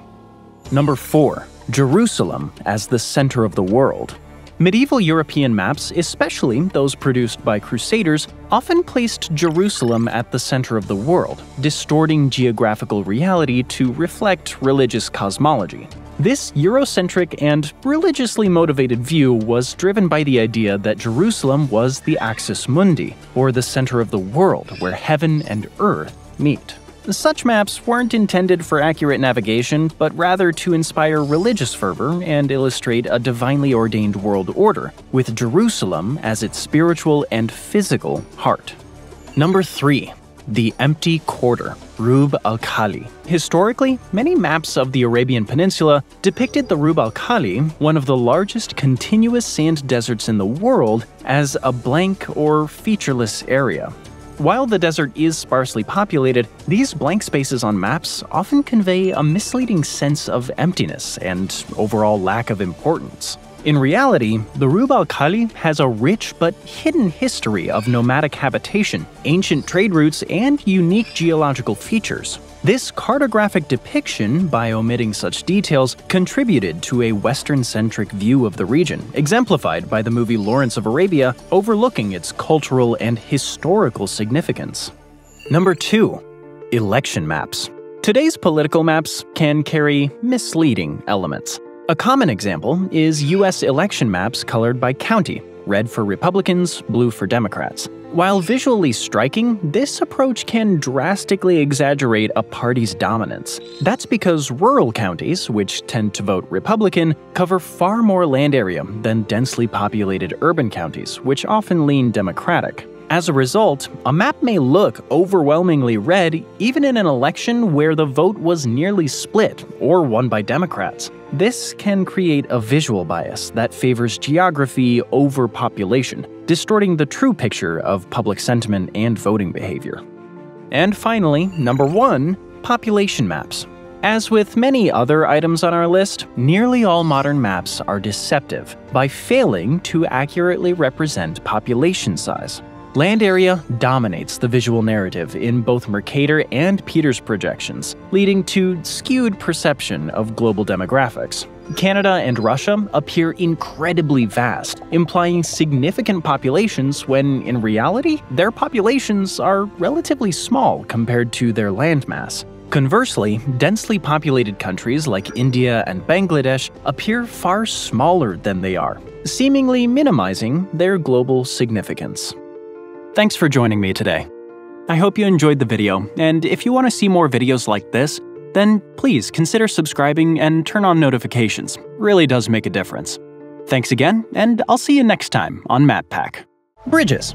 You've probably driven across them, walked over them, or maybe rode over them on the rails, but American bridges are way more fascinating than you might think. From disappearing bridges to record-breaking spans, here are 50 facts about US bridges that might just blow your mind.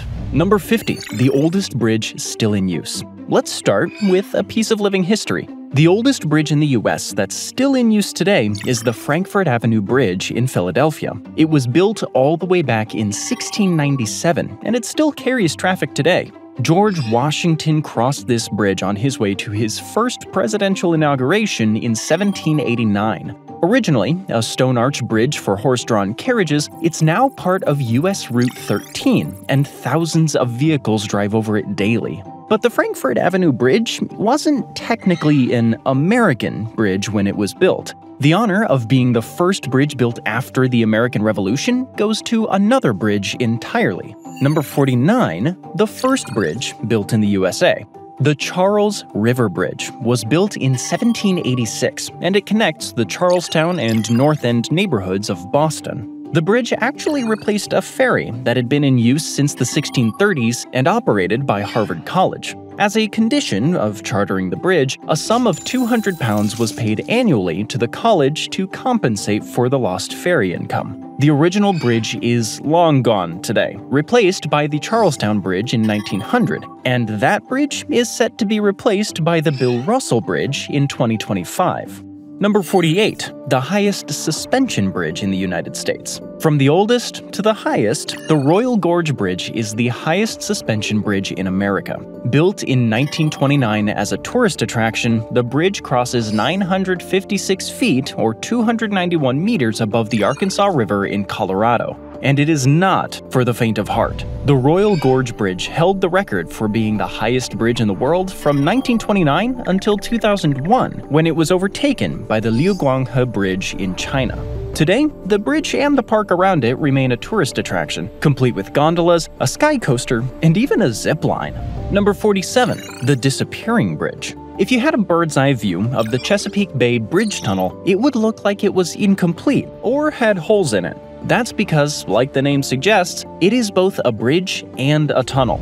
At two different points in its 17.6-mile, 28-kilometer span across the bay, the roads actually dive underground to allow for freighters to pass freely through the extremely important shipping lane on the eastern seaboard. The CBBT is actually one of only 14 bridge tunnel systems on the planet. And while this bridge disappears, another one actually melts. Number 46. The Melting Bridge. There's a bridge in Chicago that actually melts in the summer heat. The DuSable Bridge has steel components that expand so much in high temperatures that the city has to hose it down with cold water for it to continue functioning. Engineers call this phenomenon thermal expansion, and in 2018, as temperatures in the summer soared, the steel and asphalt components of the bridge reached temperatures of more than 100 degrees Fahrenheit, 37.7 degrees Celsius, preventing the bridge from opening and allowing sailboats to pass underneath on the Chicago River. While the DuSable Bridge was never in danger of collapsing, the US has seen its fair share of collapsed bridges over the years. Number 45. Francis Scott Key. The incident that garnered the most headlines in recent years was the collapse of the Francis Scott Key Bridge in Baltimore in 2024. When the container ship Dolly experienced a total power blackout after leaving the Baltimore port, it struck the southwest pier of the Central Truss arch span, collapsing the bridge within a minute. 6 people, maintenance workers on the roadway, perished as a result. Before the accident, the Key Bridge was used by 34,000 vehicles daily, including 3,000 trucks, some of which hauled hazardous materials barred from the 2 harbor tunnels. Number 44. The bridge that couldn't handle a breeze. Nicknamed Galloping Gertie, the Tacoma Narrows Bridge in Washington state famously collapsed in 1940, just 4 months after opening. What caused it? Aeroelastic flutter. Steady 40-mile-an-hour, 64-kilometer-an-hour gusts created a violent oscillation that tore the suspension bridge apart. The footage of its collapse is still shown in engineering schools today. It's a dramatic reminder of why aerodynamics matter. During its short existence, the Tacoma Narrows Bridge was the world's 3rd longest suspension bridge, behind the Golden Gate Bridge and the George Washington Bridge. Remarkably, only 1 death resulted from the collapse: Tubby, a Cocker Spaniel. Number 43. The Singing Bridge. Speaking of the Golden Gate Bridge, it sings. After new railing slats were installed in 2020 to improve wind resistance, residents began to notice an eerie, high-pitched hum during strong winds. Turns out, the new aerodynamic handrails inadvertently created a giant wind instrument. Engineers are now working on ways to quiet the tune, but for now, on breezy days, the Golden Gate is the Bay Area's most melodious landmark. Number 42. Golden Gate color confusion. Another insane fact about the Golden Gate Bridge is that its world-famous rust color wasn't part of the original plan. Due to San Francisco Bay's notorious fog, the designers rejected the carbon black or steel gray options that were standard at the time. The US Navy was pushing for black and yellow stripes across the landmark for even greater visibility for passing ships. As luck would have it, the steel used in the bridge's construction came pre-coated with a reddish-orange primer to protect it from corrosion. Irving Morrow, the consulting architect, liked the shade so much that he lobbied it for it to become the bridge's permanent color. Number 41. Brooklyn Bridge's hidden vaults. From a West Coast icon to an East Coast secret, let's take a look at the Brooklyn Bridge. The famed New York landmark has clandestine wine cellars built into ramps leading into the East River on both the Manhattan and Brooklyn sides. The proposed path of the bridge's construction in the 1880s cut through 2 liquor-selling businesses, Rackett's Wine Company and Oddities & Co. To keep those businesses happy, Chief Bridge Engineer Washington Roebling included the 2 vaults in his design. The vaults even doubled as speakeasies for New York's elite during the Prohibition. After a storied century, the vaults now house maintenance equipment for the city of New York. Number 40. Bridge-turned-art installation. Crosstown, from the Brooklyn Bridge, is the now famous Highline Park on the west side of Manhattan. Once a freight railway bridge, the High Line was abandoned by 1960 due to the growth of interstate trucking in the 1950s. The bridge was largely empty until the aughts, when two benefactors, Joshua David and Robert Hammond, started a campaign called Friends of the High Line. They urged the city to repurpose the old rail yards into an urban open space and public art gallery at the cost of $240 million. Number 39. The Glow-in-the-Dark Bridge.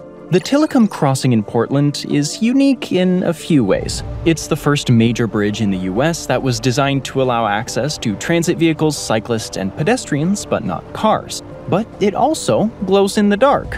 The lighting system, by designers Valentina Murch and Doug Hollis, actually alters the bridge's lighting effects based on the Willamette River's speed, depth, and water temperature. This creates an ever-changing nighttime spectacle.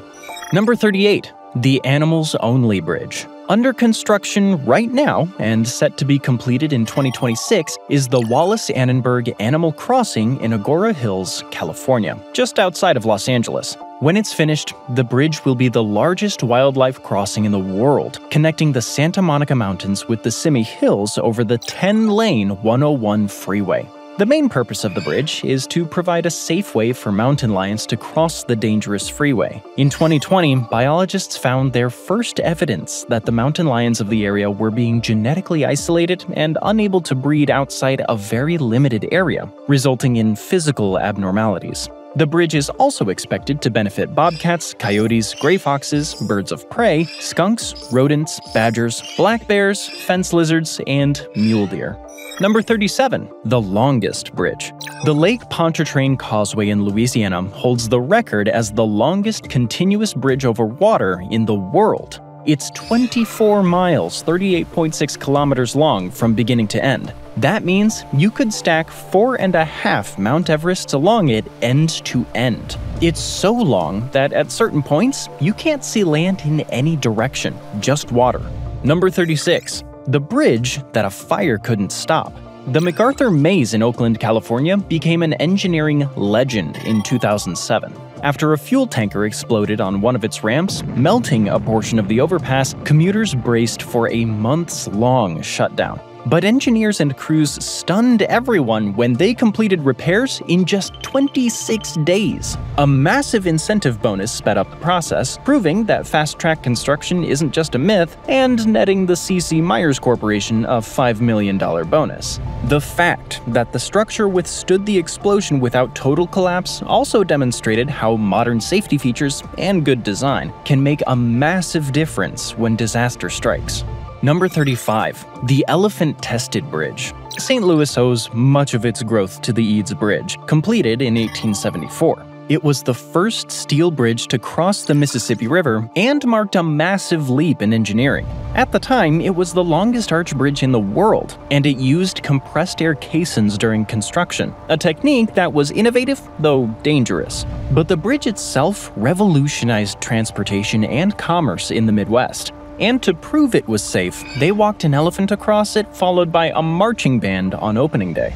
Number 34. America's only legal base-jumping bridge. In Twin Falls, Idaho, the Perrine Bridge stretches nearly 1,500 feet 457 meters across the Snake River Canyon and towers 486 feet 148 meters above the water. It's the only man-made structure in the US where base jumping is legal all year round without a permit. Daredevils travel from around the world to leap off its edge with parachutes. Even Evel Knievel tried to jump the canyon near here in 1974 using his steam-powered rocket, the SkyCycle X2. Number 33. Covered Bridges of America. The United States has a long and storied association with covered bridges. They're aptly named. Covered bridges are bridges that have walls and a roof, giving the illusion of being indoors or in a tunnel. Associated mostly with the rural Northeast, covered bridges have actually been found all over the country. At one time, as many as 12,000 covered bridges dotted the landscape, but today, that number has dwindled closer to 750.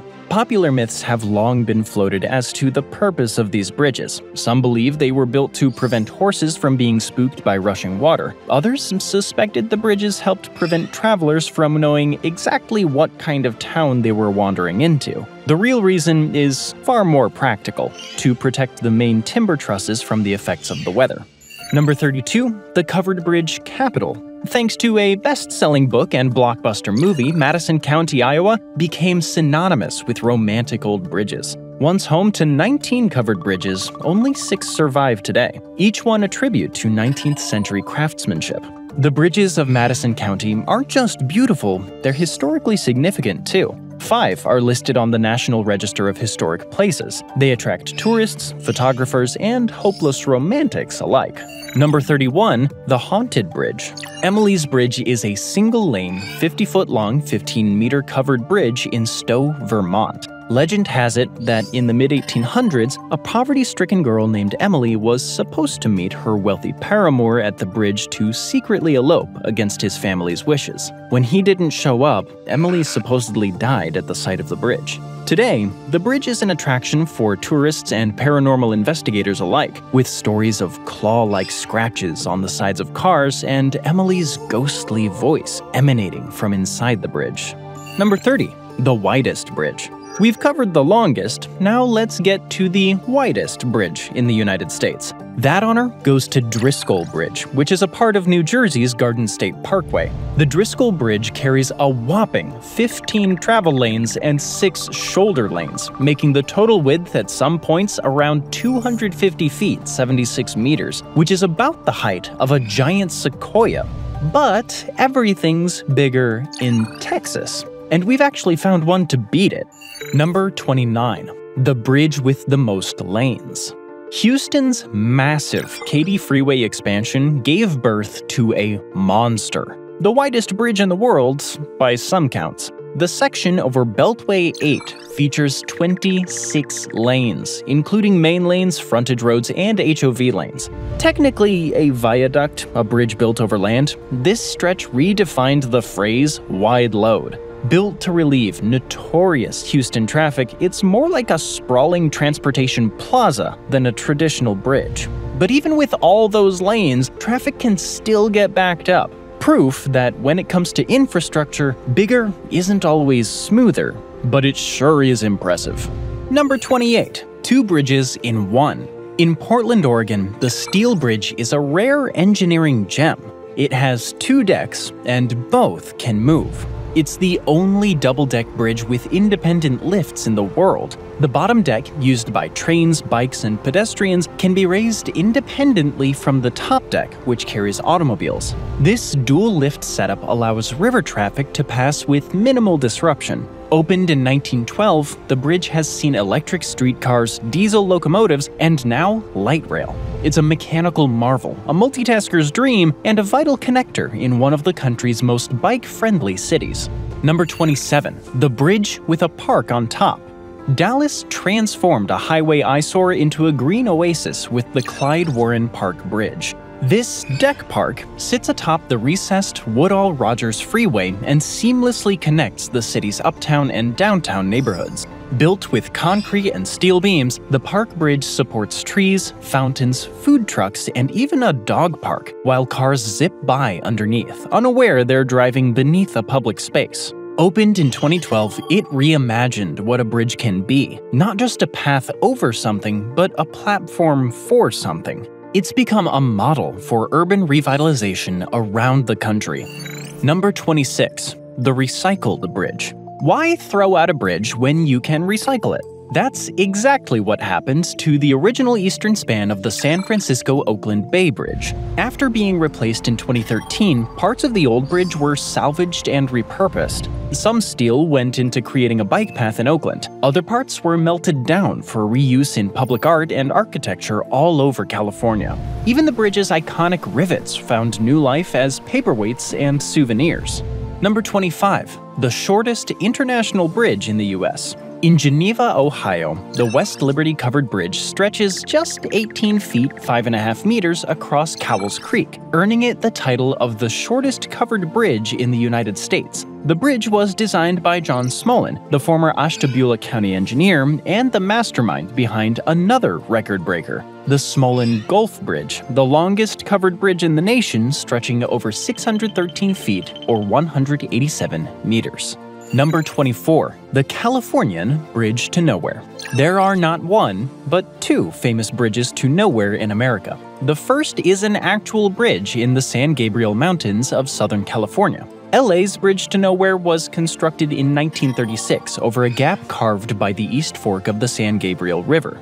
The bridge was built to serve as a link in a roadway between the San Gabriel Valley to the south and Wrightwood to the north. However, in the spring of 1938, a massive flood washed out the road leading to the bridge. The road was never restored, and construction was abandoned due to a lack of financial investment. The bridge remains isolated deep in the San Gabriel Mountains. The Bridge to Nowhere has become a destination for hikers and bungee jumpers who plunge from the side of the dramatic arch-shaped bridge.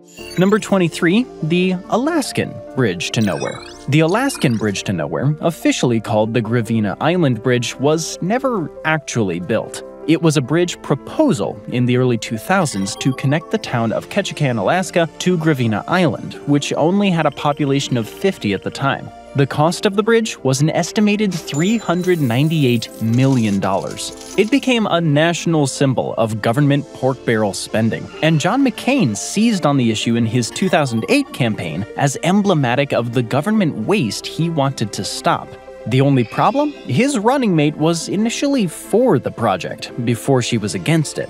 Number 22. The Floating Bridge.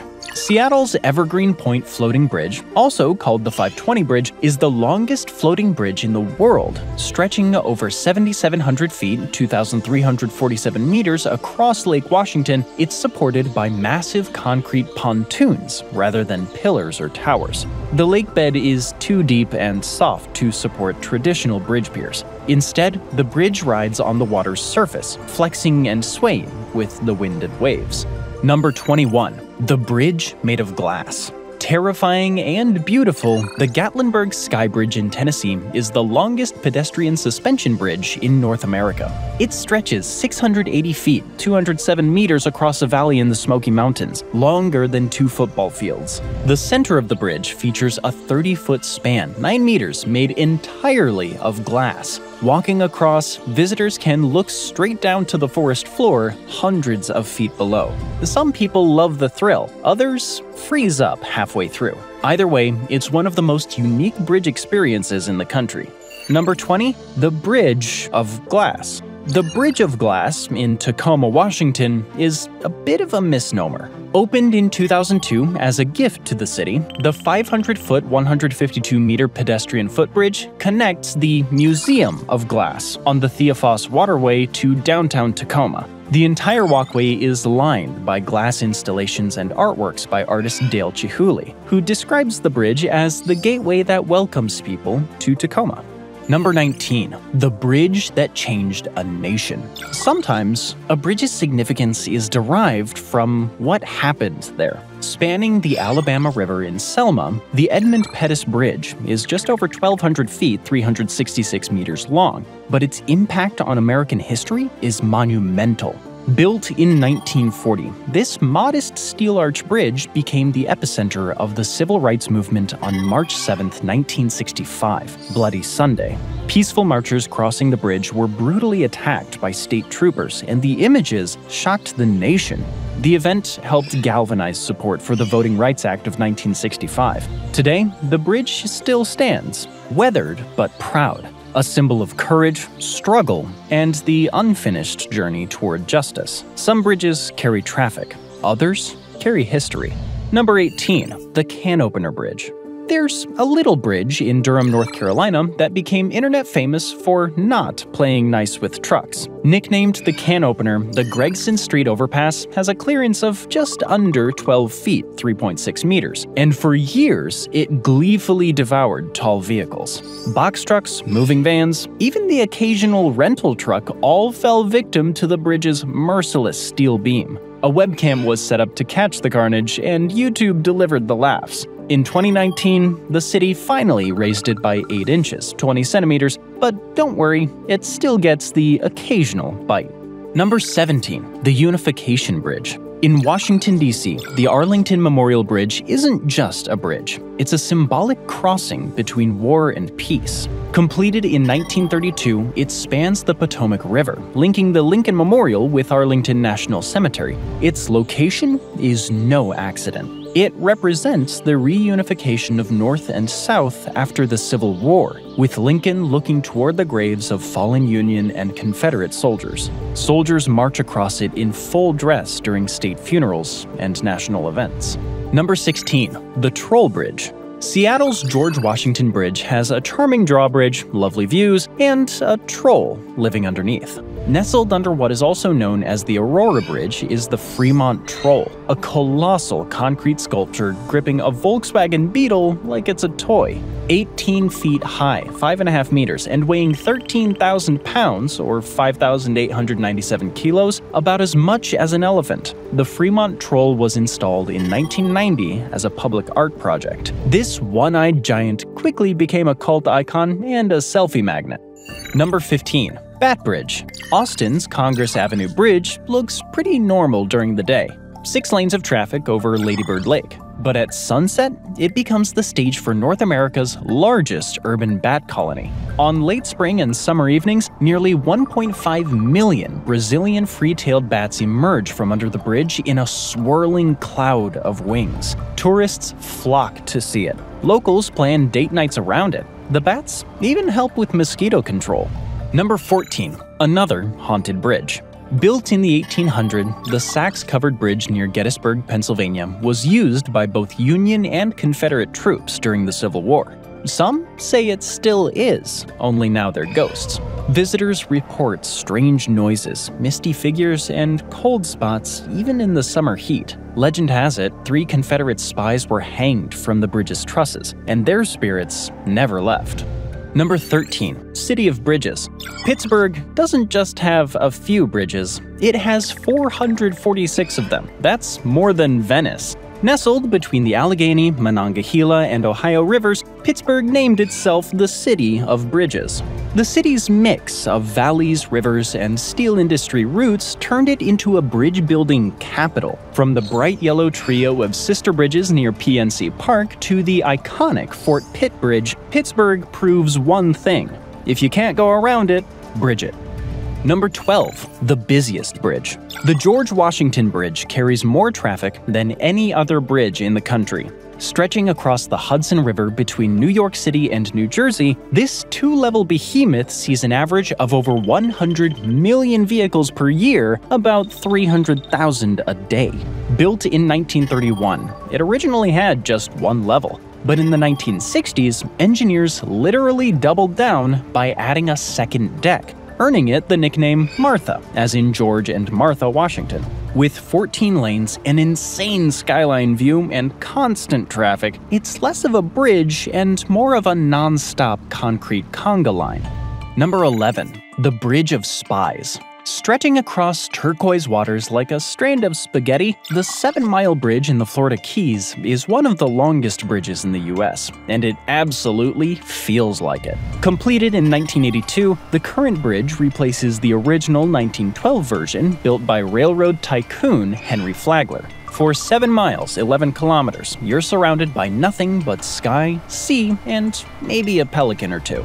The bridge is so picturesque that Hollywood came calling to make it a star. Notably the spy movies True Lies, License to Kill, and Too Fast, Too Furious. Number 10. Pigeon Droppings Drop Bridge. In 2007, when the I-35 West Mississippi River Bridge collapsed in Minnesota, it killed 13 people and injured around 145.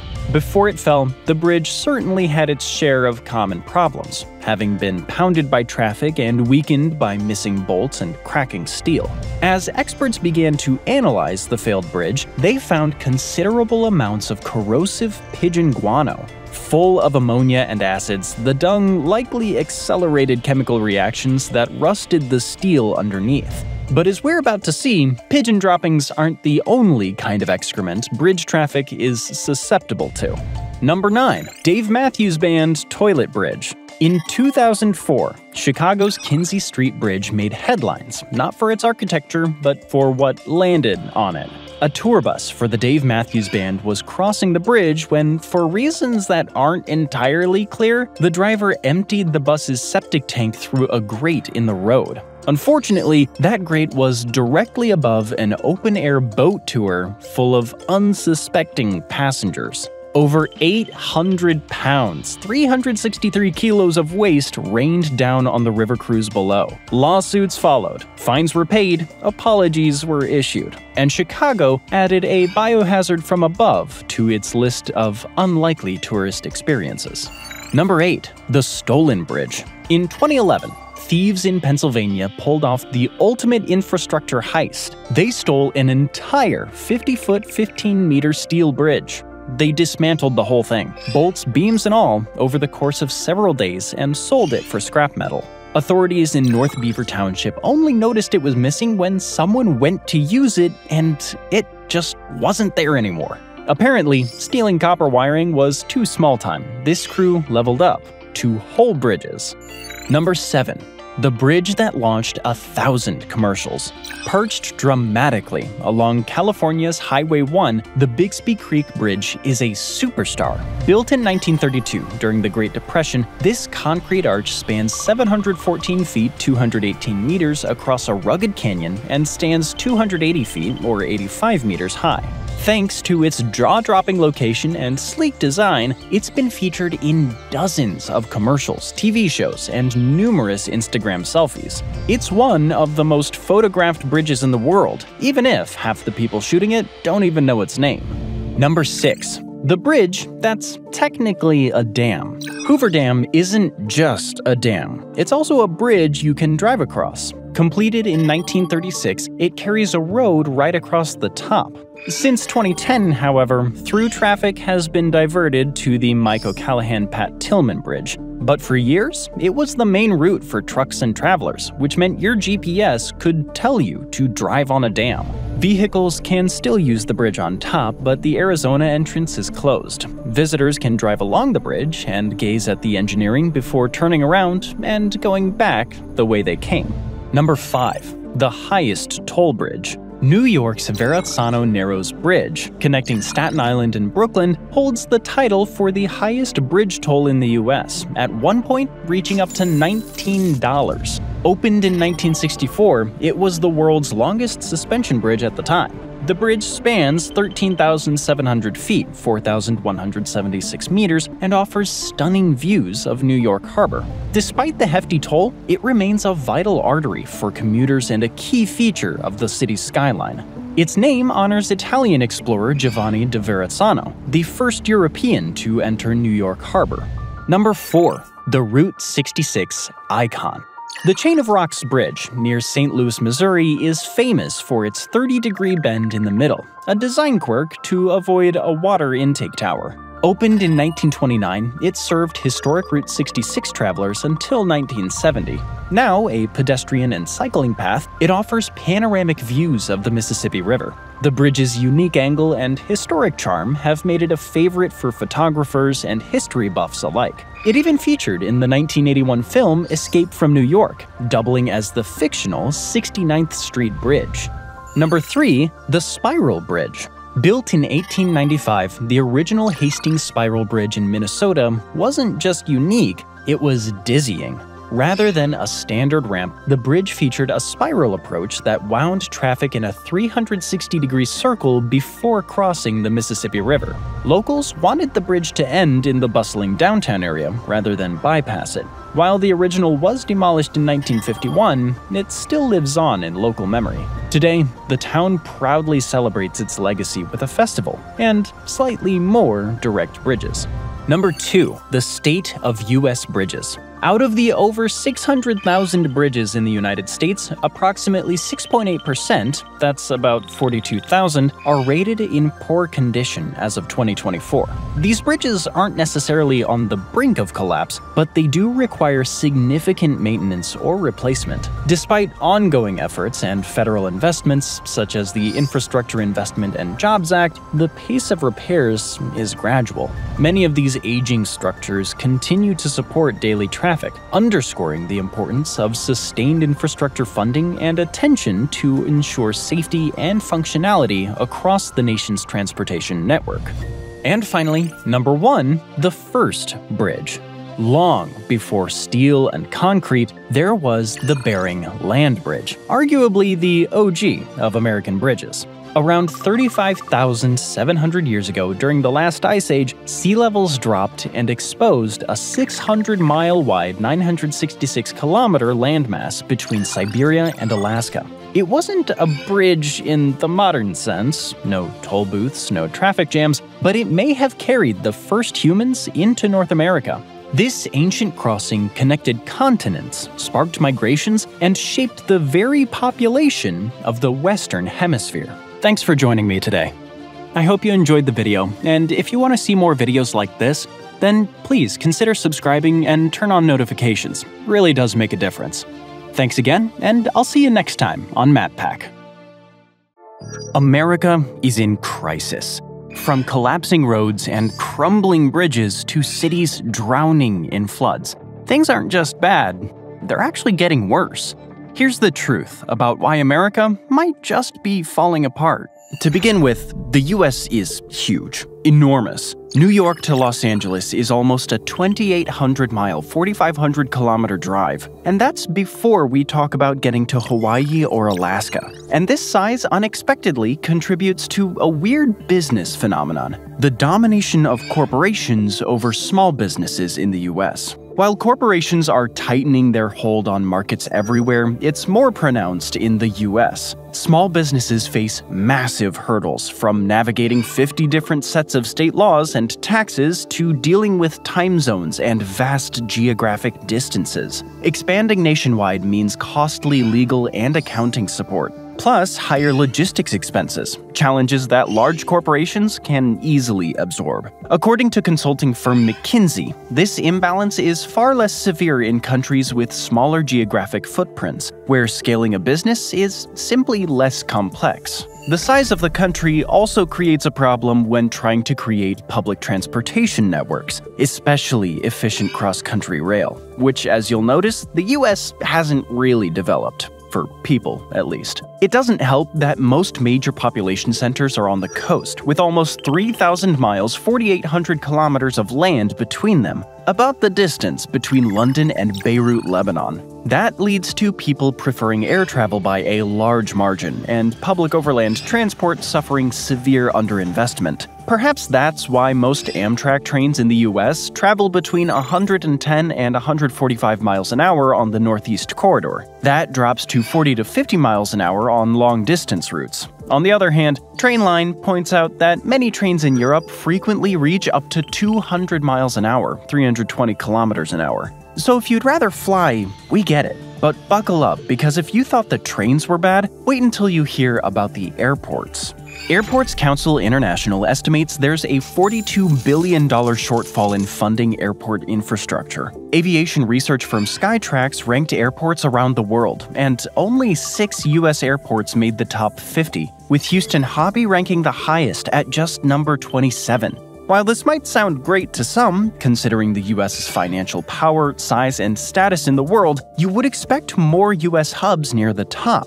But if you've ever waited 2 hours in a mostly shut-down Newark airport for your plane's mechanical problem to be fixed, you'd also understand why that's not the case. More importantly, there's a shortage of personnel, especially pilots and air traffic controllers. You know, the people responsible for keeping your plane from falling out of the sky or slamming into another one on takeoff. Pretty important jobs, all things considered. One inspector general found that in 2025, staffing of air traffic control at 20 of the nation's 26 most critical airports was below the 85% minimum level. Just something to think about the next time you're waiting to take off. But infrastructure problems in the US aren't just limited to aviation. In fact, we're just getting started. Let's say you skip the plane and go with a car instead. Well, according to the American Society of Civil Engineers, US infrastructure earned a C- rating in 2021, an upgrade from the D+ it got in 2017. Both are the kind of grades you'd probably try to hide from your parents, and definitely not what you want supporting 330 million people on the move. According to the ASCE, an infrastructure investment gap of $2.6 trillion is needed to adequately maintain and update the nation's infrastructure, and it will cost the country around $10 trillion in lost GDP by 2039. The number of roads rated poor quality in the US keeps increasing, from 15.8% in 2008 to 22.6% in 2018. These result not only in additional operating costs for car owners, about $725 per motorist in 2023, but also more accidents from people driving on unmaintained roads full of potholes. Our bridges are also collapsing. 1 in 3 bridges in the US needs to be repaired or completely replaced, so hopefully it's not the one you take to work every morning. The American Road and Transportation Builders Association also pointed out that 7% of bridges, that means 46,000 of them, are structurally deficient. Just a little statistic to terrify you next time you're crossing 200 feet above water on a creaking road bridge. The vast size of the US, especially the huge amount of infrastructure built in very sparsely populated areas, makes maintenance challenging. This is especially true in districts with few people and an even lower tax base, who won't be prioritized. But we'll get to the problems with that later, because we still have some crumbling infrastructure to address. If you want to use public transportation instead, after all, it's cheaper and more eco-friendly, you might be out of luck. Of all the grades US infrastructure got, public transport got the worst rating of all, a D. Existing transit infrastructure, such as the well-developed subway system in New York City, is in urgent need of repair. The FTA estimates that at least $105 billion is needed to address a backlog of transit repairs across the country. Perhaps because many of the most complex systems currently operating across US cities are also some of the oldest. The NYC subway and Boston's MBTA still use track and signal technology from the mid-20th century. They might as well be powered by coal. In total, only 19% of US transit systems are rated in good condition. But perhaps even more problematic than US public transport needing major upgrading and repairs is the fact that 45% of Americans lack access to any transit at all. And we don't mean good transit, just any transit, including buses that take 5 hours to get you across your city, meaning a fair amount more Americans don't have access to efficient public transit. Perhaps that's why, in 2019, the Census Bureau estimated that only 5% of US workers commute using public transportation. This creates a real problem because, well, the US is very car-dependent. Just over 90% of Americans in 2021 owned at least one car. While this might not sound like a big deal, it actually creates a huge extra economic burden and barrier for many low-income people within the country. For comparison, in the more public transport-friendly EU, people spend about 11% of their after-tax income on transportation, and even less in absolute dollars. In the US, that number jumps to 16%, highlighting just how much more Americans pay to get around. But the high cost of car dependency isn't just financial, it's also social. When communities live so far away from people unlike them and have such little interaction, political polarization increases drastically. You might think, well, hasn't the whole world become polarized because of the internet? Yes and no. The internet may not be as much to blame as you think. Multiple studies have shown that polarization in the US has become much more extreme than in comparable democracies. From 1978 to 2016, Americans were asked how much higher they rate members of their own party than the other major party. The score changed from 27 points higher to 45.9 points higher.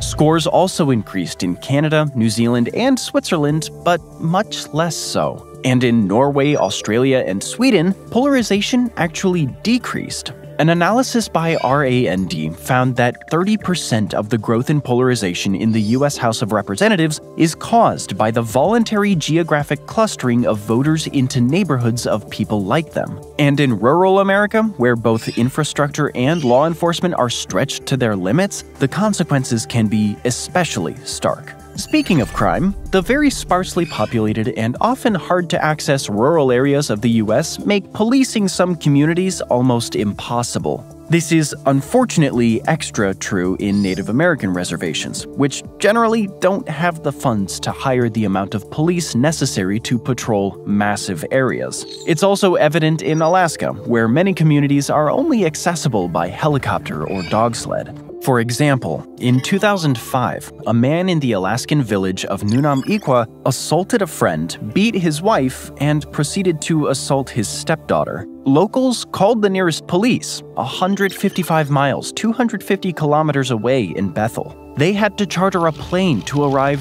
4 hours later. In Alamo, New Mexico, a community in Navajo Nation, the average police response time is 3 hours. Continued underfunding for rural areas and the high spread and inaccessibility of U.S. rural areas make this a problem that's difficult to solve. But it's not just physical safety that's lacking, basic digital access is too. And in the modern world, that's just as critical. The incredibly spread out nature of rural life in the US, coupled with the relative lack of infrastructure investment, has also led to a persistent divide in one of the modern world's most important services, the internet. As of 2015, the FCC has defined broadband internet as having a connection that guarantees at least 25 megabits per second download speeds and at least 3 megabit per second upload speeds. The next year, the FCC found that while 4% of people in urban areas lacked broadband that lived up to these basic standards, 39% of rural areas lacked the same reliable broadband access, which makes the problem even worse.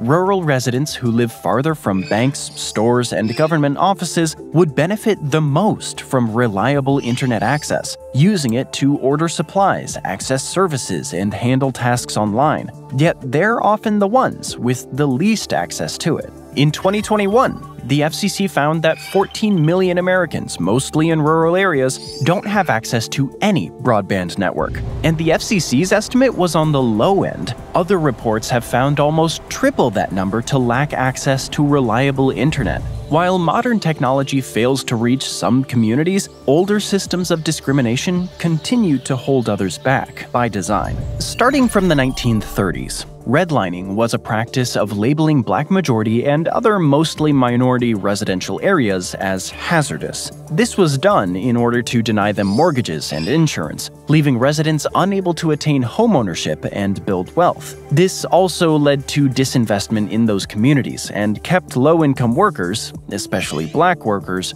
separate from the middle class and the wealthy. Unfortunately, the effects of redlining persist today, resulting in geographic and economic inequality. A Harvard Kennedy School project found that 74% of hazardous neighborhoods in the 1930s were still low to moderate income today.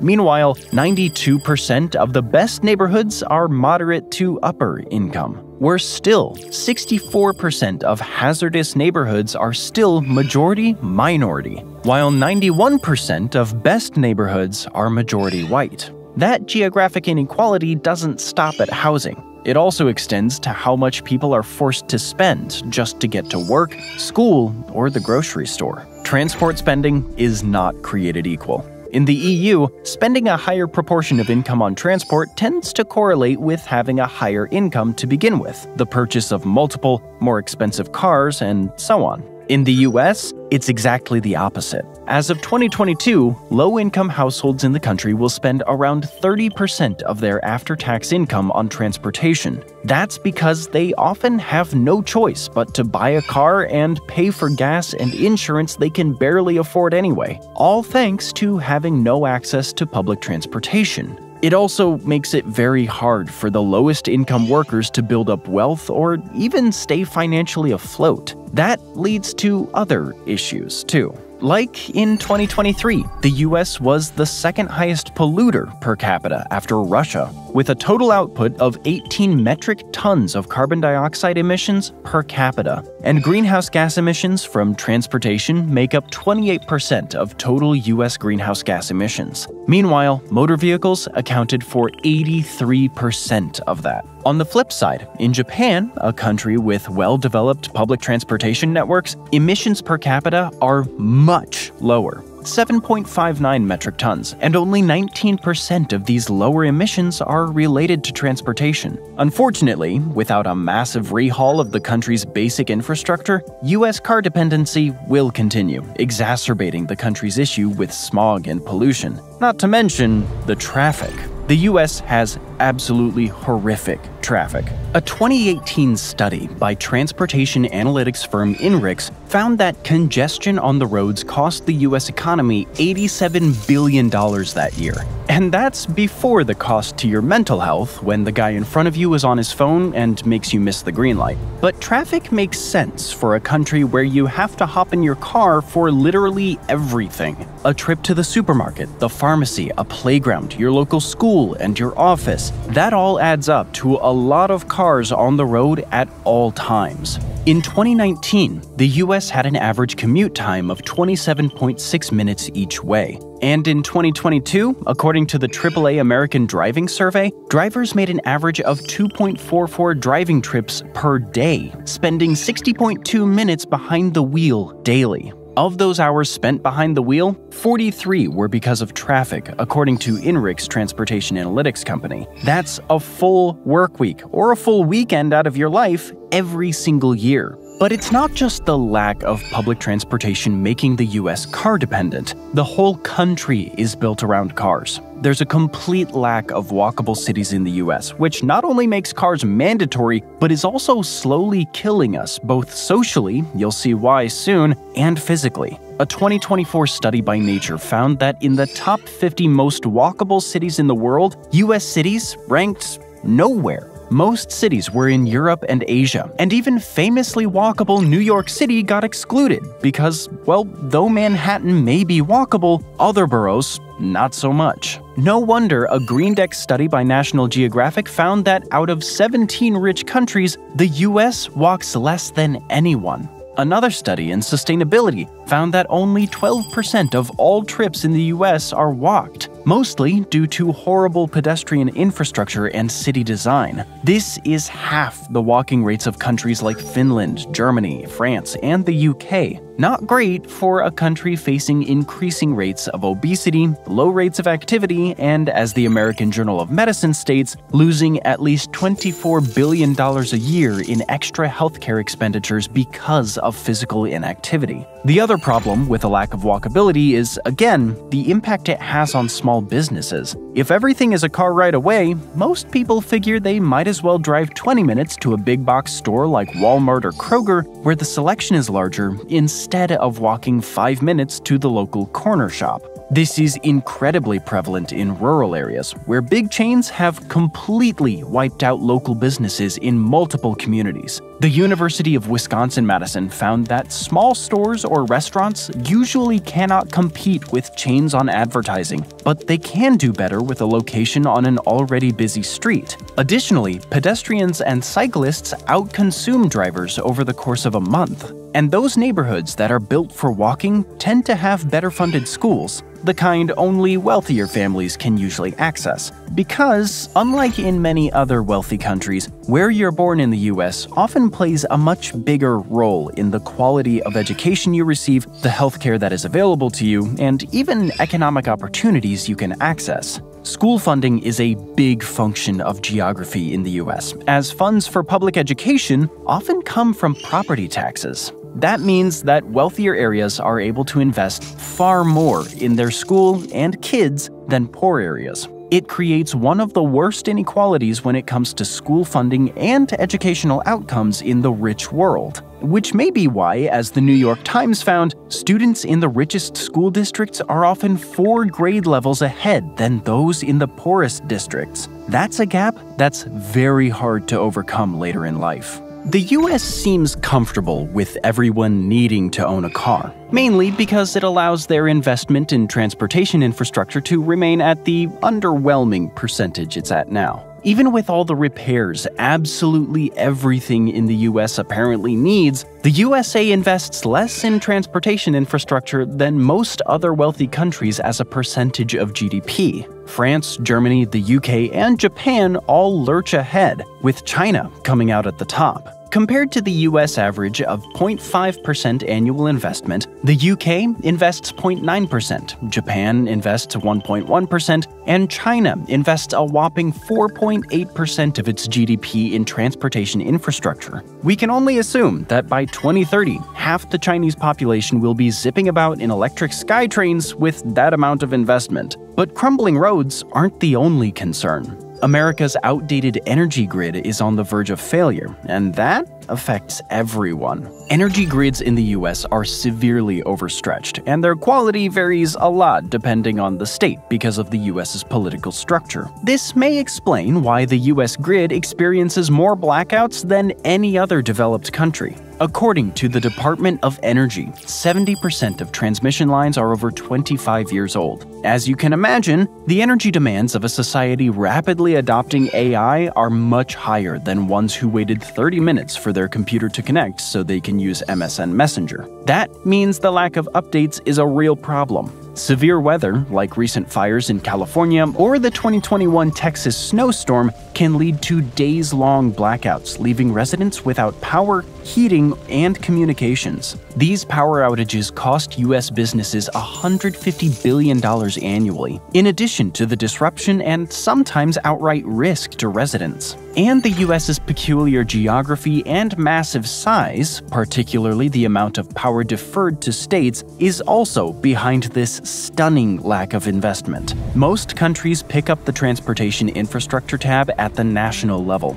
However, the U.S. leaves most of its infrastructure spending to state governments and local municipalities. In 2020, less than half of such investment came from the federal government. Unfortunately, a lot of smaller local governments don't have the ability to invest in vast transportation networks, most of which require intermunicipality and interstate cooperation. Not to mention, the poorest rural and urban areas that would benefit the most from affordable public transportation can't contribute much in tax to their local governments, meaning their governments are the least likely to have money to invest in such infrastructure. It creates an endless vicious cycle, in which poor areas are kept poor by not having enough money to overcome the barriers needed to not be poor. But the problems with US cities go beyond that. The prevalence of urban sprawl in the US, meaning the uncontrolled expansion of urban areas into surrounding rural or undeveloped land, is astounding.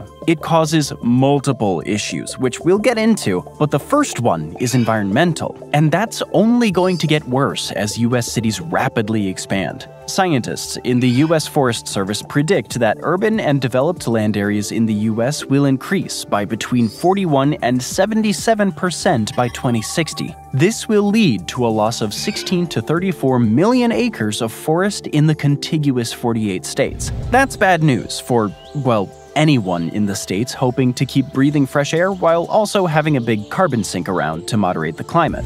Urban sprawl also drives up infrastructure costs, and with it, taxes. It's far cheaper and more efficient to provide water and energy to a compact, walkable neighborhood than to stretch those same services across sprawling suburbs, where homes are spread far apart and miles of extra piping and wiring are required. That extra infrastructure requires 10 to 40% higher costs to build, maintain, and operate, according to the new climate economy. In total, urban sprawl costs the US an extra $1 trillion a year, with those living in sprawl communities averaging $625 billion in extra costs. This is while all residents and businesses throughout the country end up bearing an extra $400 billion to subsidize the sprawling communities. As you can imagine, the extra cost of this sprawl completely overwhelms local municipalities. Another report by the Center for Biological Diversity put the cost of sprawl even higher. and found that U.S. sprawl development increases per capita infrastructure costs by 50%, pulling public funds away from existing neighborhoods, harming communities and wildlife, and endangering our collective future. That's right. Part of that extra cost is offset by less funds going to your community schools, public spaces, and other amenities. So how does that other part of those higher costs get covered? Well, check out your next property tax bill. We're kidding. No one can actually afford to buy a home anymore and have property taxes. Urban sprawl also impacts mental health. Though anxiety and depression is on the rise worldwide, the US seems to be affected more than most, especially those in the suburbs. Research initially found that people living in urban areas in the US and Western Europe had a 39% increased risk of depression. But when researchers looked closer at where depression was most concentrated, they found something surprising. Rates in dense urban areas were about the same as in rural areas. Pretty average, all things considered. So where was the increase happening? It was almost all in what the study called medium-density, low-rise areas, but what you might better know as the suburbs. So much for the idyllic suburbs portrayed in shows and movies. Speaking of suburban issues, a NIMBY mentality, not in my backyard, exists in well-off neighborhoods worldwide. But the particularities of the US political and legal system allow this mentality to block developments and more home building. This in turn contributes to urban sprawl and pushing lower-income residents out of major cities and desirable land. These particularities include the fact that many local zoning ordinances are written at the neighborhood level, and homeowners associations have a shocking amount of power to regulate their neighborhoods. Many local zoning regulations prohibit the construction of duplexes, triplexes, fourplexes, and even small lot single-family houses in order to achieve that uniform big house, big lawn look. However, in 2021, the US experienced a shortage of 7.3 million affordable homes and rental units. So no matter the reasons for rampant NIMBYism, it's causing a lot of very real problems. In January of 2024, 771,000 people in the US were homeless. That represents an 18% increase from the year before, which had seen a 12% increase in homelessness from the year before that. Coupled with other factors, the massive shortfall in affordable housing has created a homelessness crisis in the US, with numbers exponentially increasing and likely a huge undercount. Most people who are unhoused but staying with family and friends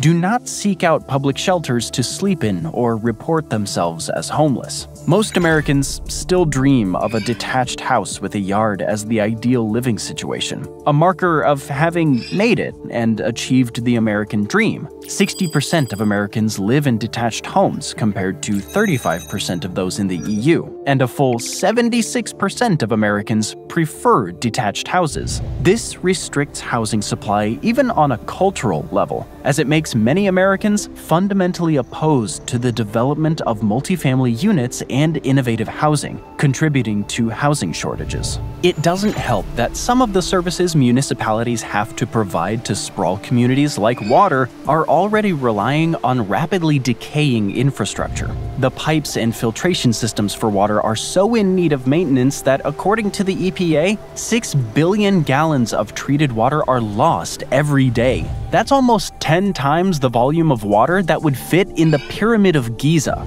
However, the US would need between $45 and $60 billion to replace and maintain its over 2 million miles of underground water pipes, meaning you may be getting water from pipes installed during the Jazz Age, and updating them is unlikely to happen anytime soon. So, happy leaking. Some places in the US really need all the water they can get, like Phoenix and Las Vegas, two cities that really shouldn't exist, ecologically speaking, as the desert was never meant to support millions of human beings in close proximity. And yet, they're the two fastest growing cities in the US right now, with Phoenix climbing to the 5th biggest city in terms of population in the country. The problem is, residents are depleting the freshwater resources and limited available groundwater, which scientists point out won't recharge on a human scale once it's gone. That's a nice way of saying, once you've run out of water in Phoenix, you're not getting any more before you die. And perhaps also why Phoenix nixed new housing on the edge of the metro area in mid-2023, citing a lack of water to support them.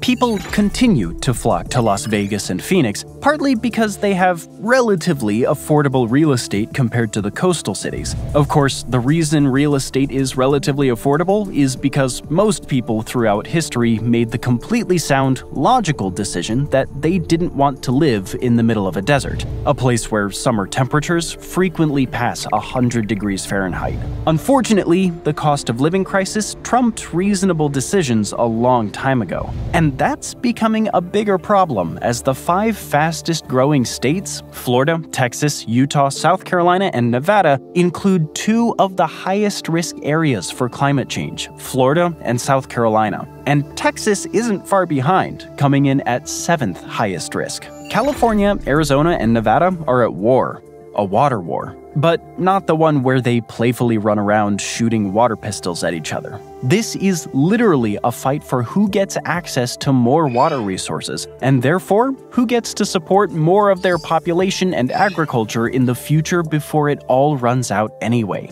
All 3 states get water from the Colorado River Basin, and all 3 states don't really have that much water, but they do have a lot of people, and in some places agriculture. In 2023, they volunteered to cut 14% of their allotted river flow to avoid deeper cuts that the Bureau of Reclamation was threatening to enact. They did this mostly by paying farmers to leave land fallow for a few years, so they could still get money and most residents wouldn't have their water use impacted. But the problem of water use in the Southwest isn't going away. In 2022, water levels at Lake Mead, part of the Colorado River Basin, hit a record low. A surprisingly rainy season saved the day temporarily, but levels are back to rapidly declining thanks to more frequent droughts and increased water usage. And water levels are expected to drop below their previous record low, to just over 1,000 feet above sea level by May of 2027. But that's not the only one of the country's bodies of water rapidly depleting.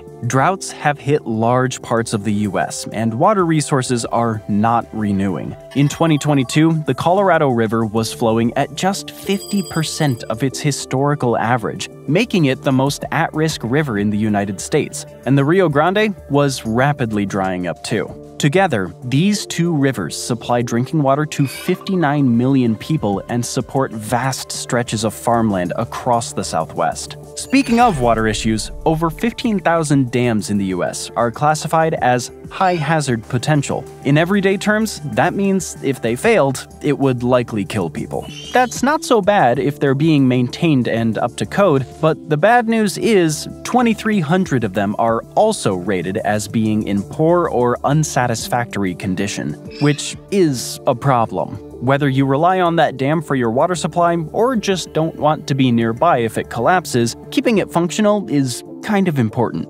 But the water wars point to a bigger problem within the US. States often have a competitive rather than synergistic relationship. Because of the huge amount of leeway left to each state to decide its own policy, states compete to attract investments and businesses. This creates a race to the bottom. Businesses will continue flocking to states with lower taxes, weaker labor regulations, and cheaper wages, creating strong incentives against building robust unions, enforcing labor protections, or taxing corporations to improve infrastructure and public services. The Scholars Strategy Network wrote a paper on how state competition to attract businesses frequently creates downward pressure on wages, but it also causes financial losses for the state itself, with overly generous incentive packages offered to businesses. Because the last thing a US state wants is a reputation as having a bad business climate. As the paper says, localities are compelled to compete and offer overly generous incentives, not because they stand to gain anything economically, but because they can't afford to send a negative signal about their business climate.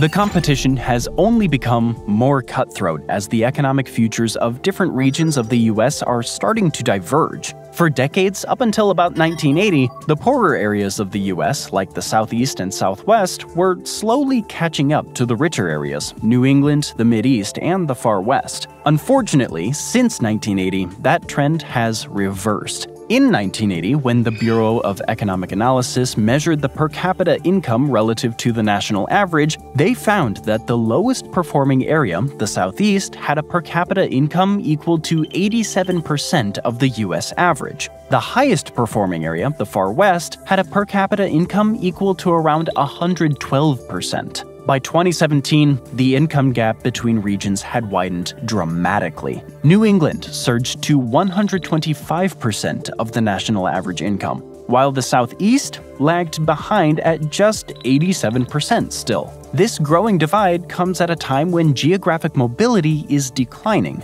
According to a paper by Abigail Wozniak and colleagues, that's largely due to fewer labor market transitions. That means the types of jobs available in wealthier regions often don't match the skills of workers from poorer ones, shutting them out of opportunity altogether. As stated in Bloomberg, we are becoming a country of haves and have-nots that turns on where we were born or where we are able to live. Increasingly, our neighborhood and our zip code is our economic destiny. That being said, the very uneven population distribution of the US leads to national policy being heavily skewed toward rural states, as each state, regardless of population, gets 2 senators. This means that Wyoming, with a population of 580,000, gets the same 2 senators as California, with a population of 39 million. In other words, a population less than that of Memphis, Tennessee, has 2 senators representing them in the US Senate. The argument goes that Wyoming, with its vastly different interest from California,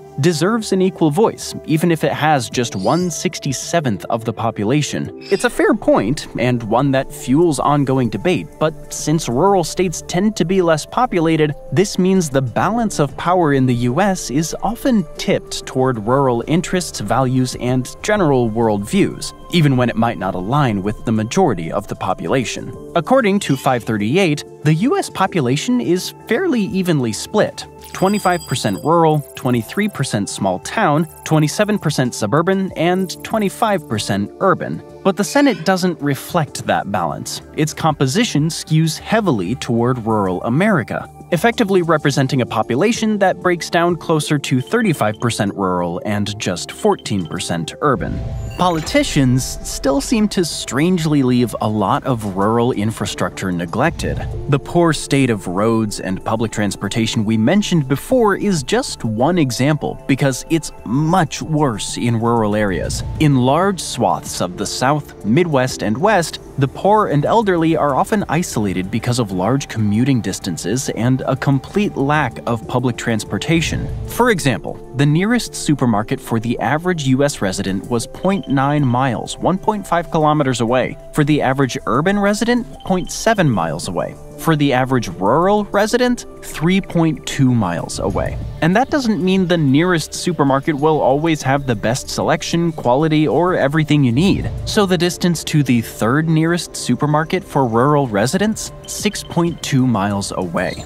Not distances that someone without a car can easily walk, a 6.4-mile round trip at best, or someone too old to drive can access. Because the US is so spread out, rural areas in the US are also often at a huge disadvantage when it comes to healthcare access. In September of 2024, the Health Resources and Services Administration found that 66.33% of primary care health professional shortage areas in the US were located in rural areas. A Pew Research Center survey found that 23% of rural Americans say access to good doctors and hospitals is a problem in their community. That's compared to 18% of urban Americans and 9% of suburban Americans. Part of the problem is the necessary long distance from hospitals. The average driving distance for an urban resident to the nearest hospital is just over 10 minutes. For a rural resident, it's 17 minutes. But that doesn't reflect the much bigger range rural residents face, because the same survey found that 25% of rural residents have an over 34-minute drive to the nearest hospital. When someone has a medical emergency going on, like a heart attack or a stroke, that can be the difference between life and death.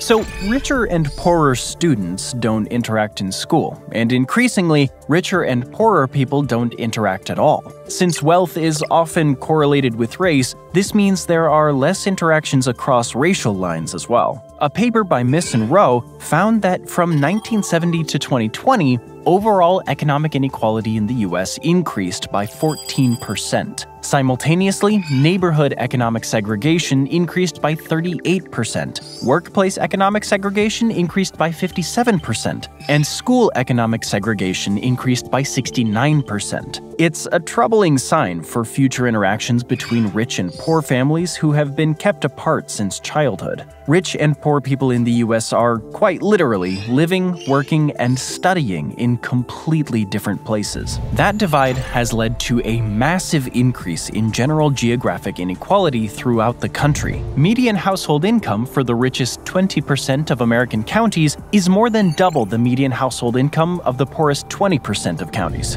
Meanwhile, poverty rates in the poorest 20% of counties are also 3 times greater than in the richest 20%. Given all the other factors mentioned so far, and the extent to which local taxation and funding determines local opportunities, it puts people in the poorest counties at a massive disadvantage. Low-income residents are literally being pushed out of urban areas that have the most economic, networking, and educational opportunities. Among the 100 largest metro areas in the US, the number of neighborhoods that offered affordable housing for median-income households declined by 37% between 2013 and 2019. They also decreased a whole 50% for low-income households. This means less than 10% of all zip codes in the country's 100 largest metros remain affordable, and they tend to be the zip codes with the least investment and available opportunity. Low-income residents still need to work within metro areas, and that usually translates to moving further away, worsening urban sprawl, longer commutes, more lost time, and more money spent on transportation.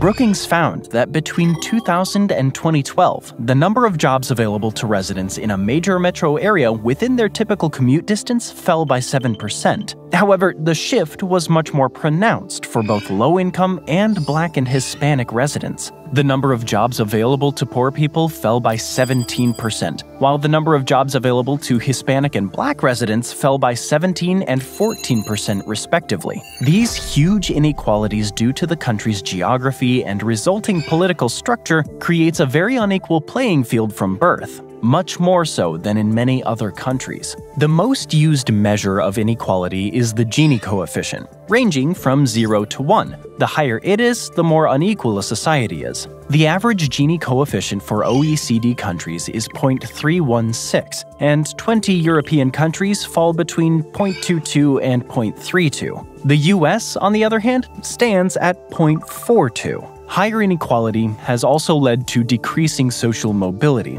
with the US ranking 27th among the OECD countries. This creates further socioeconomic divides and a lack of interaction between the geographically and also financially very divided groups in the US. Multiple scientists, economists, and researchers have concluded that social inequality has a positive correlation with both property and violent crime. Not only does it fuel economic desperation, but it also frays social trust and any feeling of community. The Economist analyzed the results of a Gallup survey of 148,000 people in 142 countries about crimes and safety across different countries. They found a positive, strong correlation between higher perceptions and occurrences of crime and the level of income inequality in a country, as measured by the Gini coefficient. Perhaps that's why among 15 high-income countries, the US ranks highest for both homicide rate and the largest number of homicides.